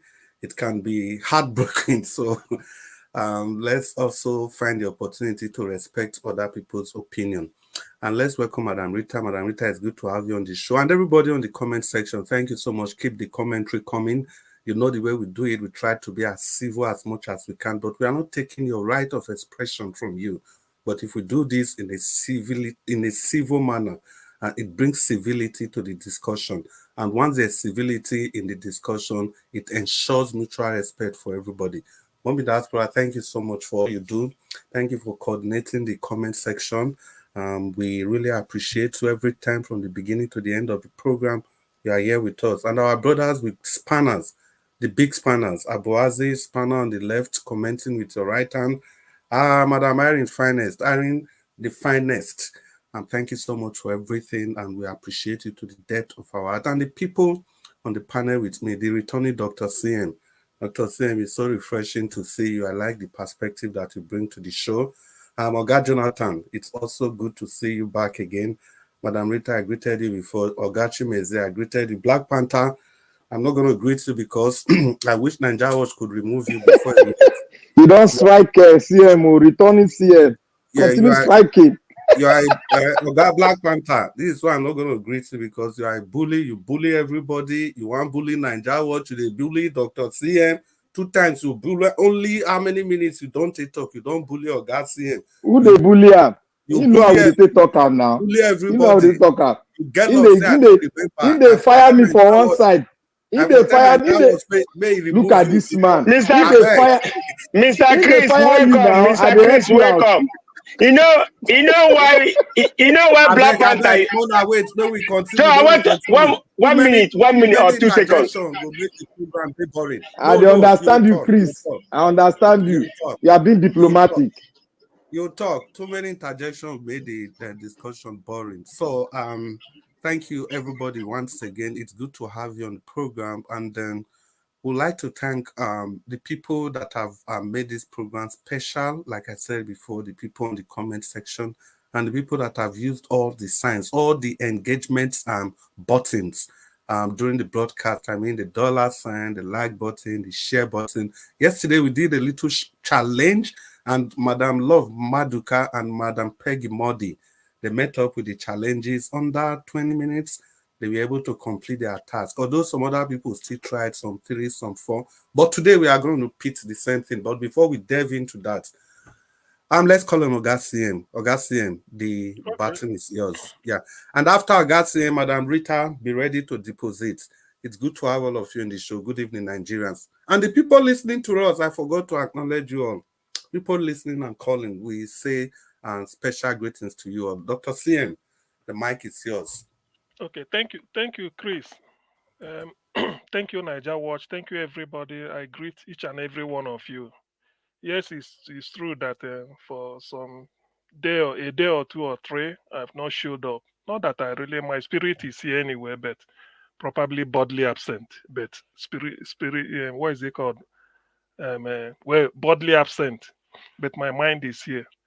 So today, actually, I'm really delighted that those that spoke before me, the Prince of the Niger Delta, I thought I will meet him, Prince Alabo. He has gone again. Alabo, I thank you most sincerely because you gave a very, very interesting background. To those of us that are not from River State, we only go by the headline and maybe 1 or 2 or conjecture we know before, but the background you gave from Ada George and how things have been panning out, you've made us to realize that what is happening is like a relay race, Olympic relay, whereby every 4 years, as they change a governor, a new governor comes. Maybe the rule in River State is that a new governor must first of all decimate the one before him. so that he can be able to rise. Odele has to deal with the other judge. Amechi has to shove it down Odele's throat to be able to rise. Then Wike came in, dealt with Amechi. Now, Fubara is coming. He's now fighting, slugging it out with Wike. So it's like something that is, it's like a norm there. It's a norm. But to what extent, how good is it? Is it serving the people very well? Of course not. It's not. Now look at, but the time it takes about a year or 2 or 3, some buildings 4 years, some may be abandoned, finished after 6 years, but it takes like an hour, you burn it down. You look at the money, look at what they're doing in River State. I'm not happy about it, to be honest with you. I'm not.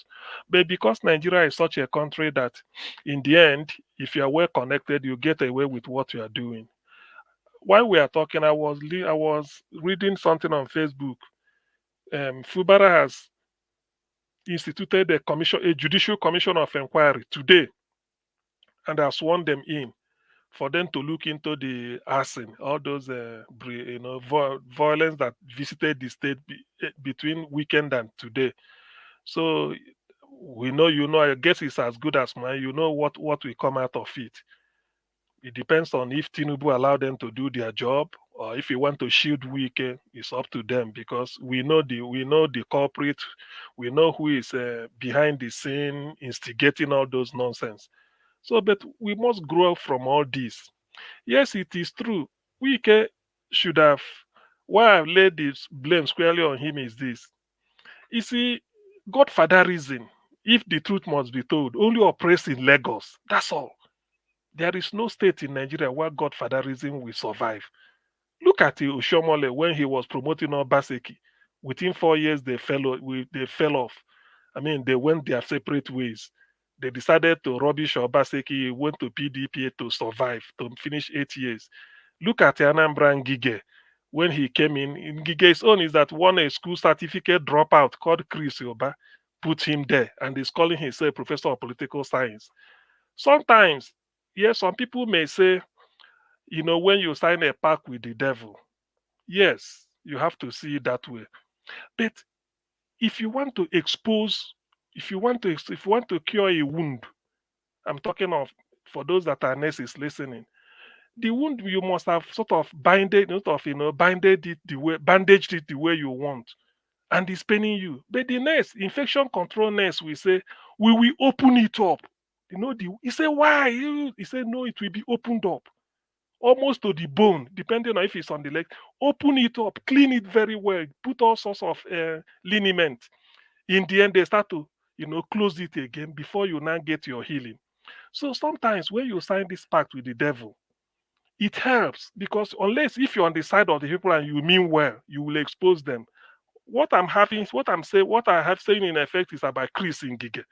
If Ngige went to Okija Shrine, which everybody knew, to go and swear an oath that you will do this, he said yes, you will be releasing money. The way they even release his own money is not. Anambra did it in a scientific way in those days when Obasanjo was there.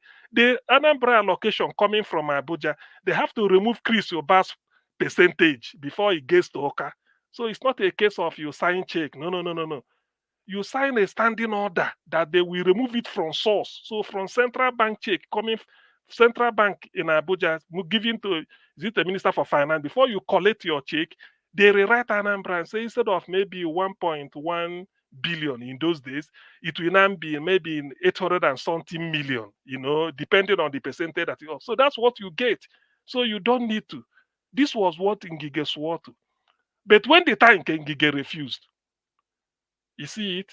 So people did all manner of things. They wanted to buy Ngige, but in the end, Ngige exposed them. And since then, Godfatherism died in Anambra State.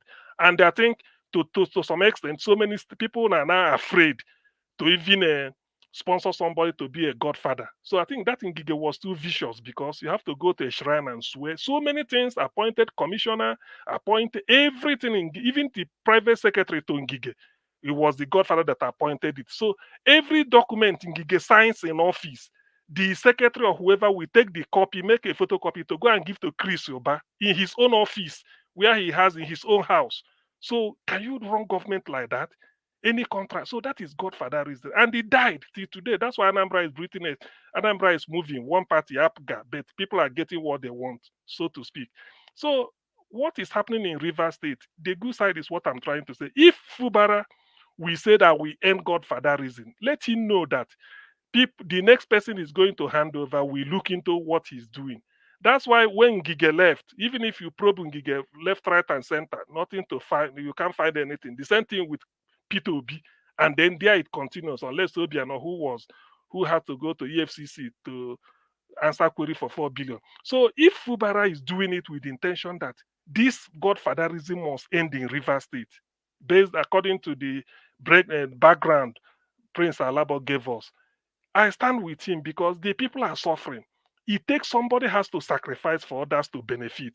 So if Fubara is doing it that I want to sacrifice for the good people of River State, that this thing called the release money do, because that is what is the problem. It's not that Fubara cannot govern. It's just a case of maybe Fubara first of all expose the Wike that the internally generated revenue, Wike reports around 13 billion every month. But Fubara said the thing comes to more than 20.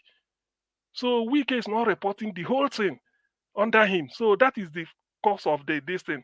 So because of that, if you now expose him like this, make sure that you are genuine and you want to do. Yes, you were part of them before, but something has to give. Sometimes an armed robber will go and report.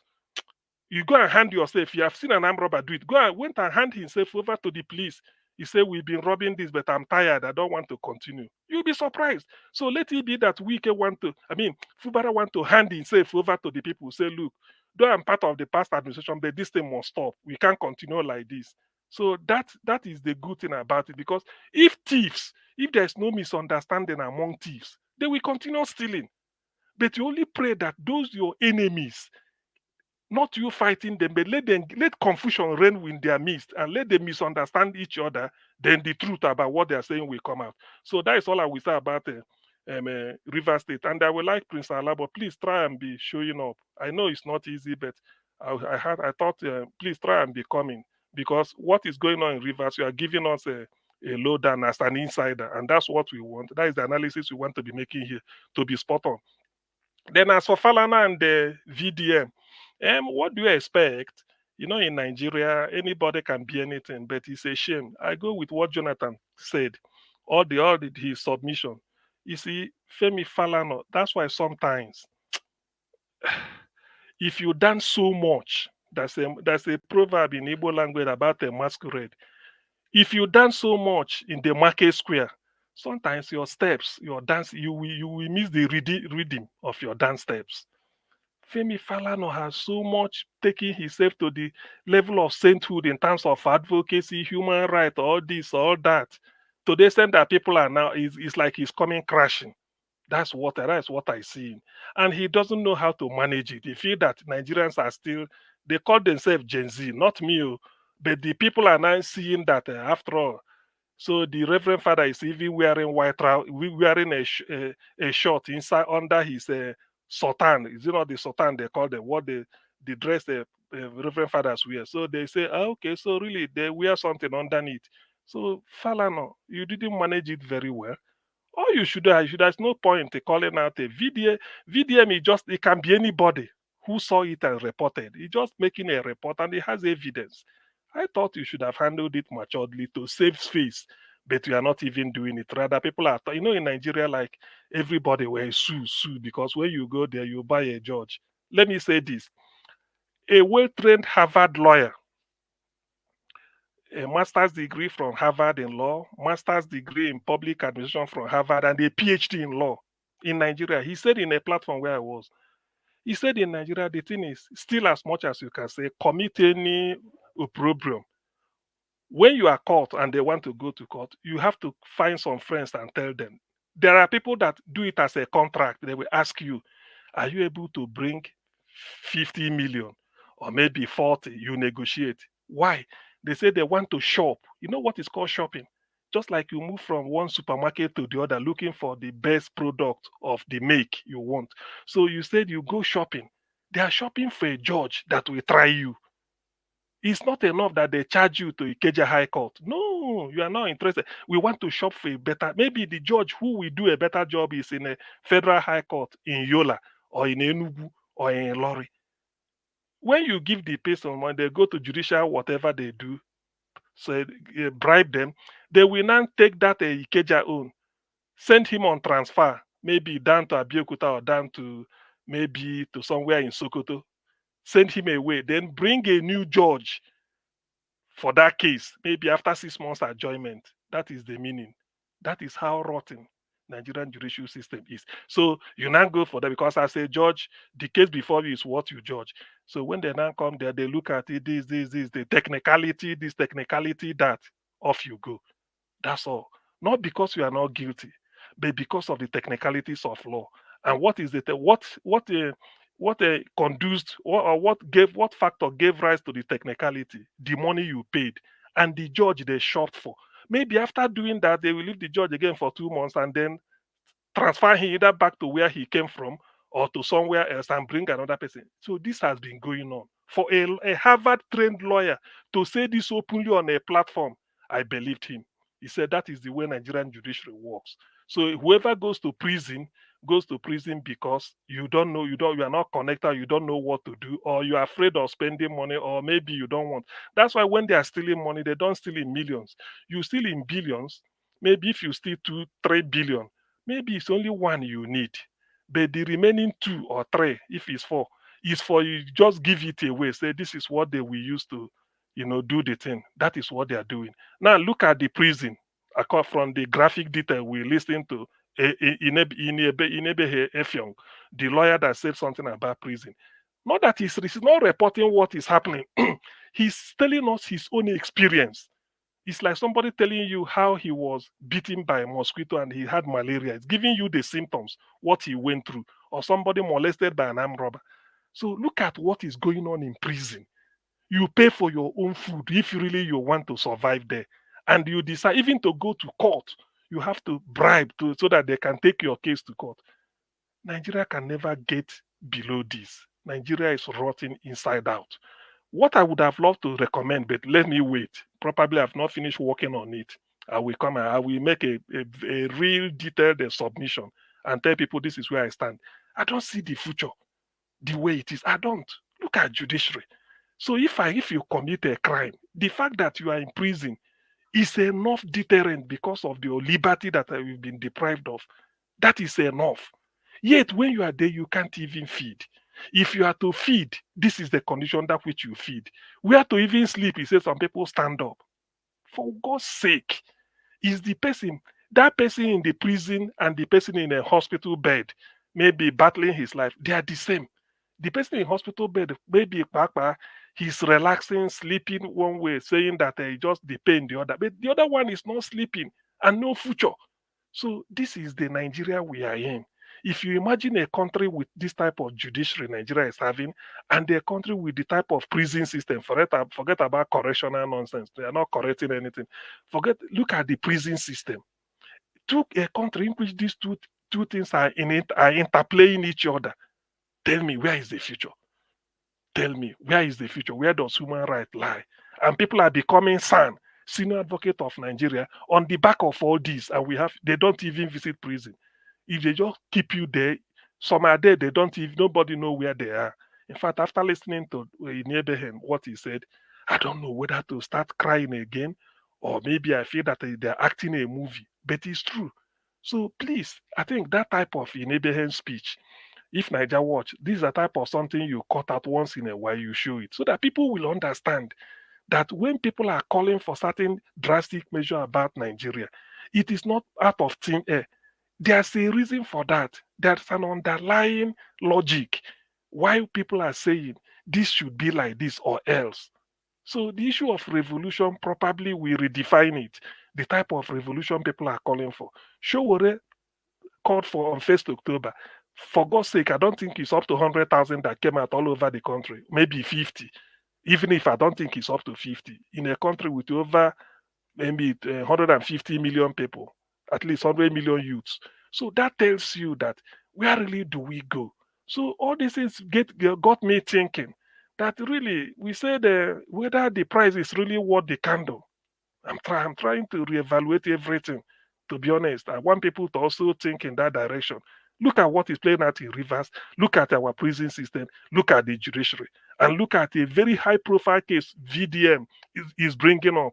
Yet all these things, nobody's moved. Nigerians are still behaving as if either you blame this person or you don't. You blame the other person. For how long can we continue like this? My dear, my good as so this, I keep reflecting. I'm a good reflector. I keep reflecting deeply on this. I don't really see whether this price is really worth the candle. That's what I'm saying. Whether all this is really what we should be, the direction we should be pushing, or maybe we try something drastic and novel. I don't know. But as far as I'm concerned, no. Now look at the Edo election. Let me just say one thing briefly, just like a minute or two. You see, why I have to believe with this. Initially I submitted that if Aswe has the resources, money, energy, time, well, let him challenge it. If not for anything, that idea that the balancing force now in Edo State, for you to be elected governor, you have to win Esako East, Central, and Esako West, as if that is the voting population. You have to challenge it. We know the voting population is in the South. And yet, if you win South and Central, you still cannot be governor. So why? Because they separate votes there and then bring up the other one erroneously. So that's why I said, but the way Nigeria works is that whatever INEC says is the evidence they are going to take. So even to give us access to see the beavers and they won't, they will delay it until when the expiry, close to expiry date, when it's supposed to present it in court, they do, just like they did to P2B, they will release one or two things. When you get there, you won't see it. Thank you, Ogasien. That is what we were arguing before. Thank you very much.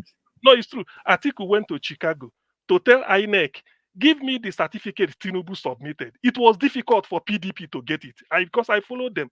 It was difficult. And they say, give it to us. We want to take it to Chicago for them to confirm or not to confirm so that we tender it in the Supreme Court. They delayed it before the man should go to Chicago and time don't pass. When you take, they said, no, you don't. You see, that is technicality.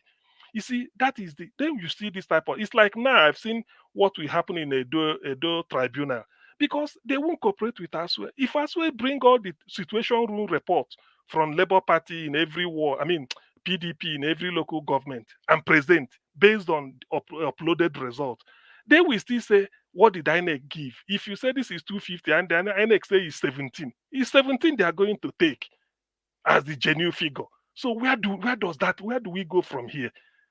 That is the issue. So you can see that when they say capture, the capture of Nigeria is not like the one we know in history. This is absolute.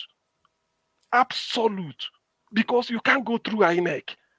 You can't. And you are taking INEC to court to indict itself. So INEC will never release all the evidence you need for you to use it to indict them. Can you imagine that? Being a jury or judge in your own case. That is what it means because ASWA is going to court to show that the procedure was not followed. Which procedure? By INEC. So INEC won't give you the ammunition with which to go and nail them. So either they use delay tactics or absolutely not giving it to you at all. Then you continue rigmarole and the judge will say, time don't pass. He throw the case out for lack of merit. Nigeria, we are in a very big mess. But as time goes on, we will be talking about this. But for me, rather than pushing forward, because it's like pushing against a hard rock, whether we take a step backwards and say, yeah, there no way by sideways, is there no way instead of pushing? Because if you this is as well, this Edo election we now ensure. I thought INEC would have repented, but no way. They were even adamant. That's why they're saying go to court. Before you know it, this is the technicality. They said anything you bring, time don't pass. Who will give you the evidence? INEC. Who are you testifying against? INEC. So how can it be possible? Because they made the law that it's only what INEC tenders they are going to consider. Let me stop here, gentlemen. Thank you. Well, Dr. Sien. Yes. Thank you so much for your submission. Now, I was just waiting patiently. Initially, I thought I was going to give you some time because you bring a different perspective vis-a-vis the perspective of the PDP supporters, just to give people like Effie a fair mix of whatever we are discussing here. and I expected you to round up earlier than this. But when you entered PDP issue, I didn't want to stop you again so that the bias will not keep reigning in. People will not talk about bias. And Dr. CM, I'm going to respond to some of the things you said. But before I do that, I'll allow Madam Rita to speak first because she has been waiting patiently. Madam Rita, it's so good to have you on the show. Madam Rita, if you are there, you want to talk to us? I'm here. Good evening, everybody. Mr. Elvis, Mr. Niger Watch, good evening. My lovely mommy diaspora, you know I love you. Gedegbe and everybody in the comment section, greetings to you. I'm sorry that I'm late. I don't know what the topic is or anything, but I just see that the court affirms Julius Abure as LP chairman, as Peter Obi and Alex Otti face challenge or whatever. Okay. Dr. CM, thank God, oh, thank God. Thank God is what Dr. CM explained about the potential tribunal. Thank God is coming from Dr. CM because I and some people have been trying to explain. Oh, yeah, Madam Rita. Madam Rita, go ahead. Madam Rita, just, you see, Dr. We have been CM, trying to for explain like to 1 them. hour. Wait. What you just explained in 30 We are no seconds. more campaigning. We are no more campaigning.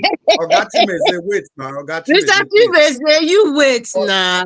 For Dr. like 1 hour, CM. we were arguing. So when you just went into that in 1 minute, I'm sure it will finally silence the lamp. Madam Rita. Dr. CM, 1 pot of black soup for you. 1 pot of black soup. Thank God, oh, thank God. Saloba Wese. Welcome back home. Thank God is coming from Dr. CM.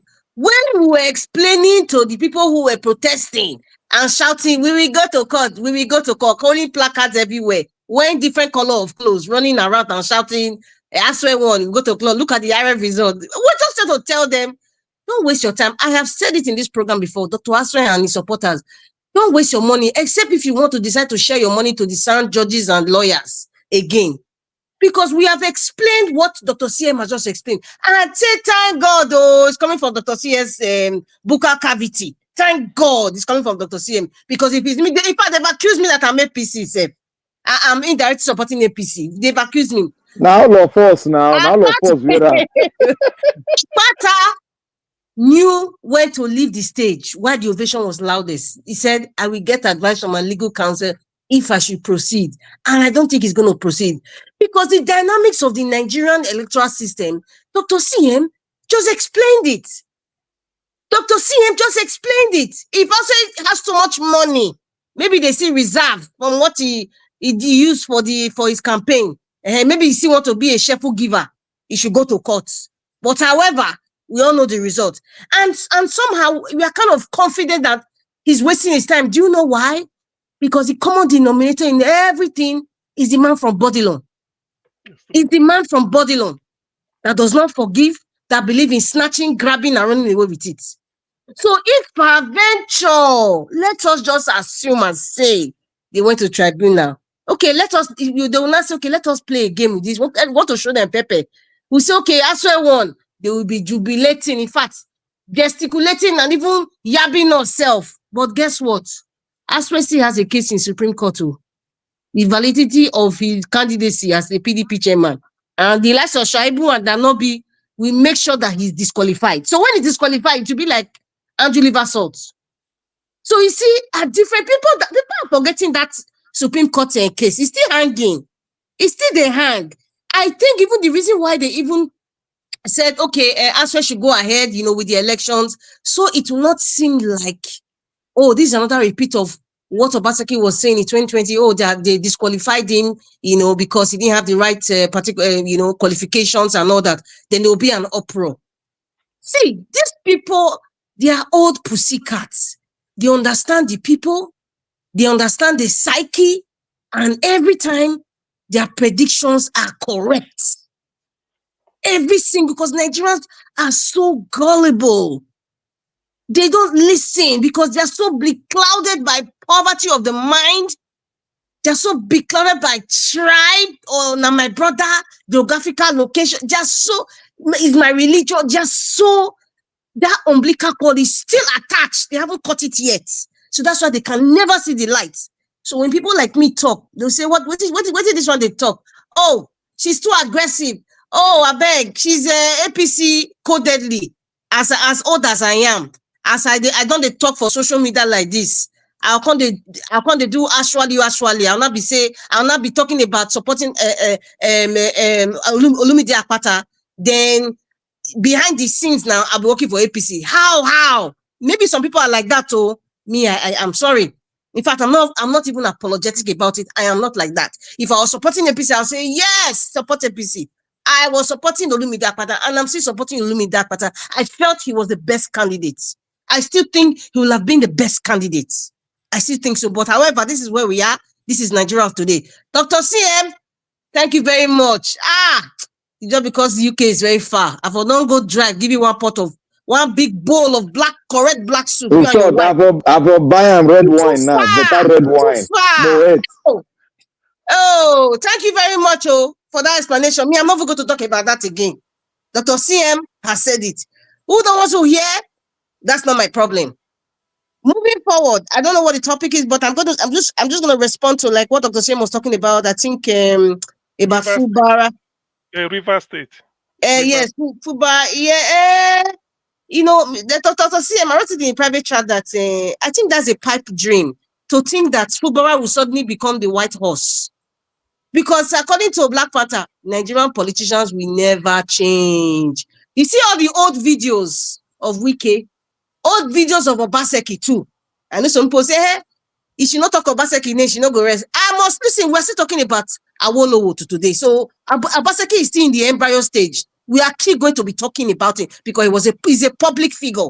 He's a public figure. So I must make references to that. And you know, fortunately, it's my state. I have always make reference to my state. I cannot make reference to Lagos State. I am not from Lagos. So if you guys, you cannot bear the fact that I have to make references by calling Governor Obaseki's name or Shomole's name, that's not my problem again. Just deal with it or block your ears. Moving along, Fubara will not suddenly become the white horse because Nigerian politicians will never change. Nigerian politicians have a penchant of not leaving the stage while the ovation is loudest. When they test the waters, they'll say, now so this water be like honey. I have to start gathering my army. That's what happens. Their godfathers, whom they worked with to truncate other people, they learned some tricks. Now that they already know the tricks of their godfather that imposed them, keyword, imposed them to the present administration, they are going to up their game. They are going to upgrade from those trickery of how to subdue, snatch, and run away with votes. They're going to do it. They're just going to upgrade it. Fubara is now put all these candidates in APP. What are we talking about? That's okay. Let's just give Jara to AA. Come on now. I mean, are you kidding me here? That's what every governor is doing. Now that there's a local government autonomy, you know, they're like making sure everybody in their party will be. So it's like, it's Nigeria, the conquered country. It is that if anybody thinks they're going to get some sort of justice of some sort when it comes to politics in Nigeria, except if you are in the oppressor side, nothing for you. That's our reality. Sadly, it's not fun talking about it. It's not something of a game, or it's not something pleasurable to talk about it that, oh, this is where we are. But it's just the reality of what we face on a daily basis. Every other 4 years or 3 years or 8 years, it's just going to be the same old wheel. There's nothing the wheel is just going to be turning. It's just that you're going to see different faces and possibly upgrading evil processes. You know, so it's unfortunate for Fubara. And listen, everything will die down very soon. Trust me. At the end of the day, these people are going to be friends. At the end of the day, Fubara will be another godfather. If another person comes from another opposition party, River State has money. That's one thing that's making them do all these things. It's overfeeding that's worrying River State. All the political elites. It's overfeeding that's worrying all of them. Because if they didn't have money, they will not be burning secretariat, burning buildings, fighting. And money don't spoil all of them. There's no integrity. They're all spoiled with money. There's money to go around. The higher the bidder, that's the person that will win. The one that has the highest political power, that's the person that's going to win. That's just the game in Nigeria, unfortunately. Now, the younger generations looking at this, what do you think that they see? They believe that... Madam Rita, Yes? VDM and Falana case pumped up again. So it's Yes, on I the think that... menu now. Okay, thank you for my... You see, VDM and... Okay, let me finish that part I was talking about. So, seeing the younger generations who want to go into politics, they've already known the name of the game. They know how to play it. So they know who's curtain that they will stand behind. They already know. So how are you going to build a generation to say, this is how democracy should be practiced? I'm trying to look for a very nice word that I can use on social media to just describe. It's beyond crystocracy. It's beyond that. Because this is Nigeria Watch. We can't just talk anyhow here. You understand? But what we're practicing is not democracy. Now who get power pass? That's what now who get power pass government? Now or who choose a bit cheap pass? Let me just use those very little words. That's the kind of system of government we are operating on. I really don't know. I really don't know how this, the future generations would look like, but it's not looking good at all. And coming to Falana and Daddy Freeze and the Hula Baloo with the one that calls himself Bob. You see the way Falana has been trying to be overly defensive. I don't know. When I look at Falana, I see him when he's talking. I'm like, can this man really talk like this if he was in a different country, in a different court? Can he just be will he respond like this? I don't think so. If he was in a different country, I don't think so. But because he knows the kind of country that we're in, it's so easy for him to come out and say, "Oh, I will sue VDM, and we do this, and we do that." I'm very happy VDM even responded to his daughter, and she has kept herself quiet, which what she should have done initially. You see, sometimes when people overrate people, I don't overrate people. Though. When you say, "Oh, this one was chairman of this one he went to PhD, he went to Princeton, Harvard, Cambridge." I don't overrate people. It's not like I respect people a lot, but sometimes when you overrate people, and Nigerians have a penchant for doing that. When you overrate people based on maybe their money, their influence, who they know, or what they are in the society, people overrate them. There's a tendency to look at them as unfaulting. They can't do no wrong. And even if it is seen that they do wrong, the majority of people who are against them will be less than the people who are for them. That's the Nigerian society. Femi Falana suddenly talking about his son, in a very defensive way. It just shows you how I'm trying to look for the right word. It just shows you how biased we can be. Imagine someone like Femi Falana having a political power. If he was under a sort of constituted authority, this is how he would have behaved. So you see why we don't talk about tribe, nepotism here. People will say, enter the office, enter the place. Like Two Faces will say, enter the place, you go see how it be. Femi Falana just displayed how he would have reacted if he had some sort of political power. You left the main issue of corruption, which you have been standing on the pedestal. People have overrated you as the man that has stood for justice, as the man that has stood for the downtrodden. Now it has come to your house. You pushed aside the corruption that you were fighting to make us seem like you are a champion. And you can't gather your pikin, come your breast, say, my pikin can do no harm. My pikin is good. My pikin know all the rules and regulations. My pikin know the law. The person will come my pikin, I go oppress him. I go sue him. Meanwhile, you don't talk of the corruption, which you make us say you believe all these years where they defend, like defender of the universe. You defend things. So I just feel that this is another case of David and Goliath.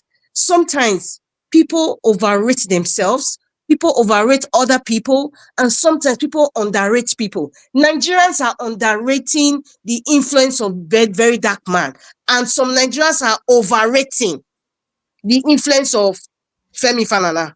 But at the end of the day, majority of Nigerians who are suffering now, the condition of the country has kind of reversed it, sort of. People are not supporting anything VDM says. People are still even questioning him. So now he cannot be credible. So now, if Falz want to make a song now talking about corruption, Mr. Yakubu, people will insult him now. People will do. What's this guy singing? What's he singing? Yeah, you're oppressing somebody. Hello, you said what? Madam Rita, you want to round up, please? Okay, I'm just going to round up very quickly. So I'm just saying that, that's the situation of the country. There's so much bad news everywhere. But I'm very, very happy that, the awareness is growing. The awareness is growing. People are having electricity now, and people are on social media now, and the awareness is growing. It might not be growing as fast as we want, but we are getting there. And when we get there, nothing's going to change anything. The way people will react, I'm sorry for those people who have been oppressing us. I'm sorry for them, because it's not good. It's going to look very ugly. Let me stop here. Thank you very much. Yeah, and thank you so much. They'll say we don't go to do something for bad. We don't go. You guys don't collect money from somebody and. It's true. Oh my God. Thank you, guys. Yeah. Bye bye. Thank you. Bye bye. Good night.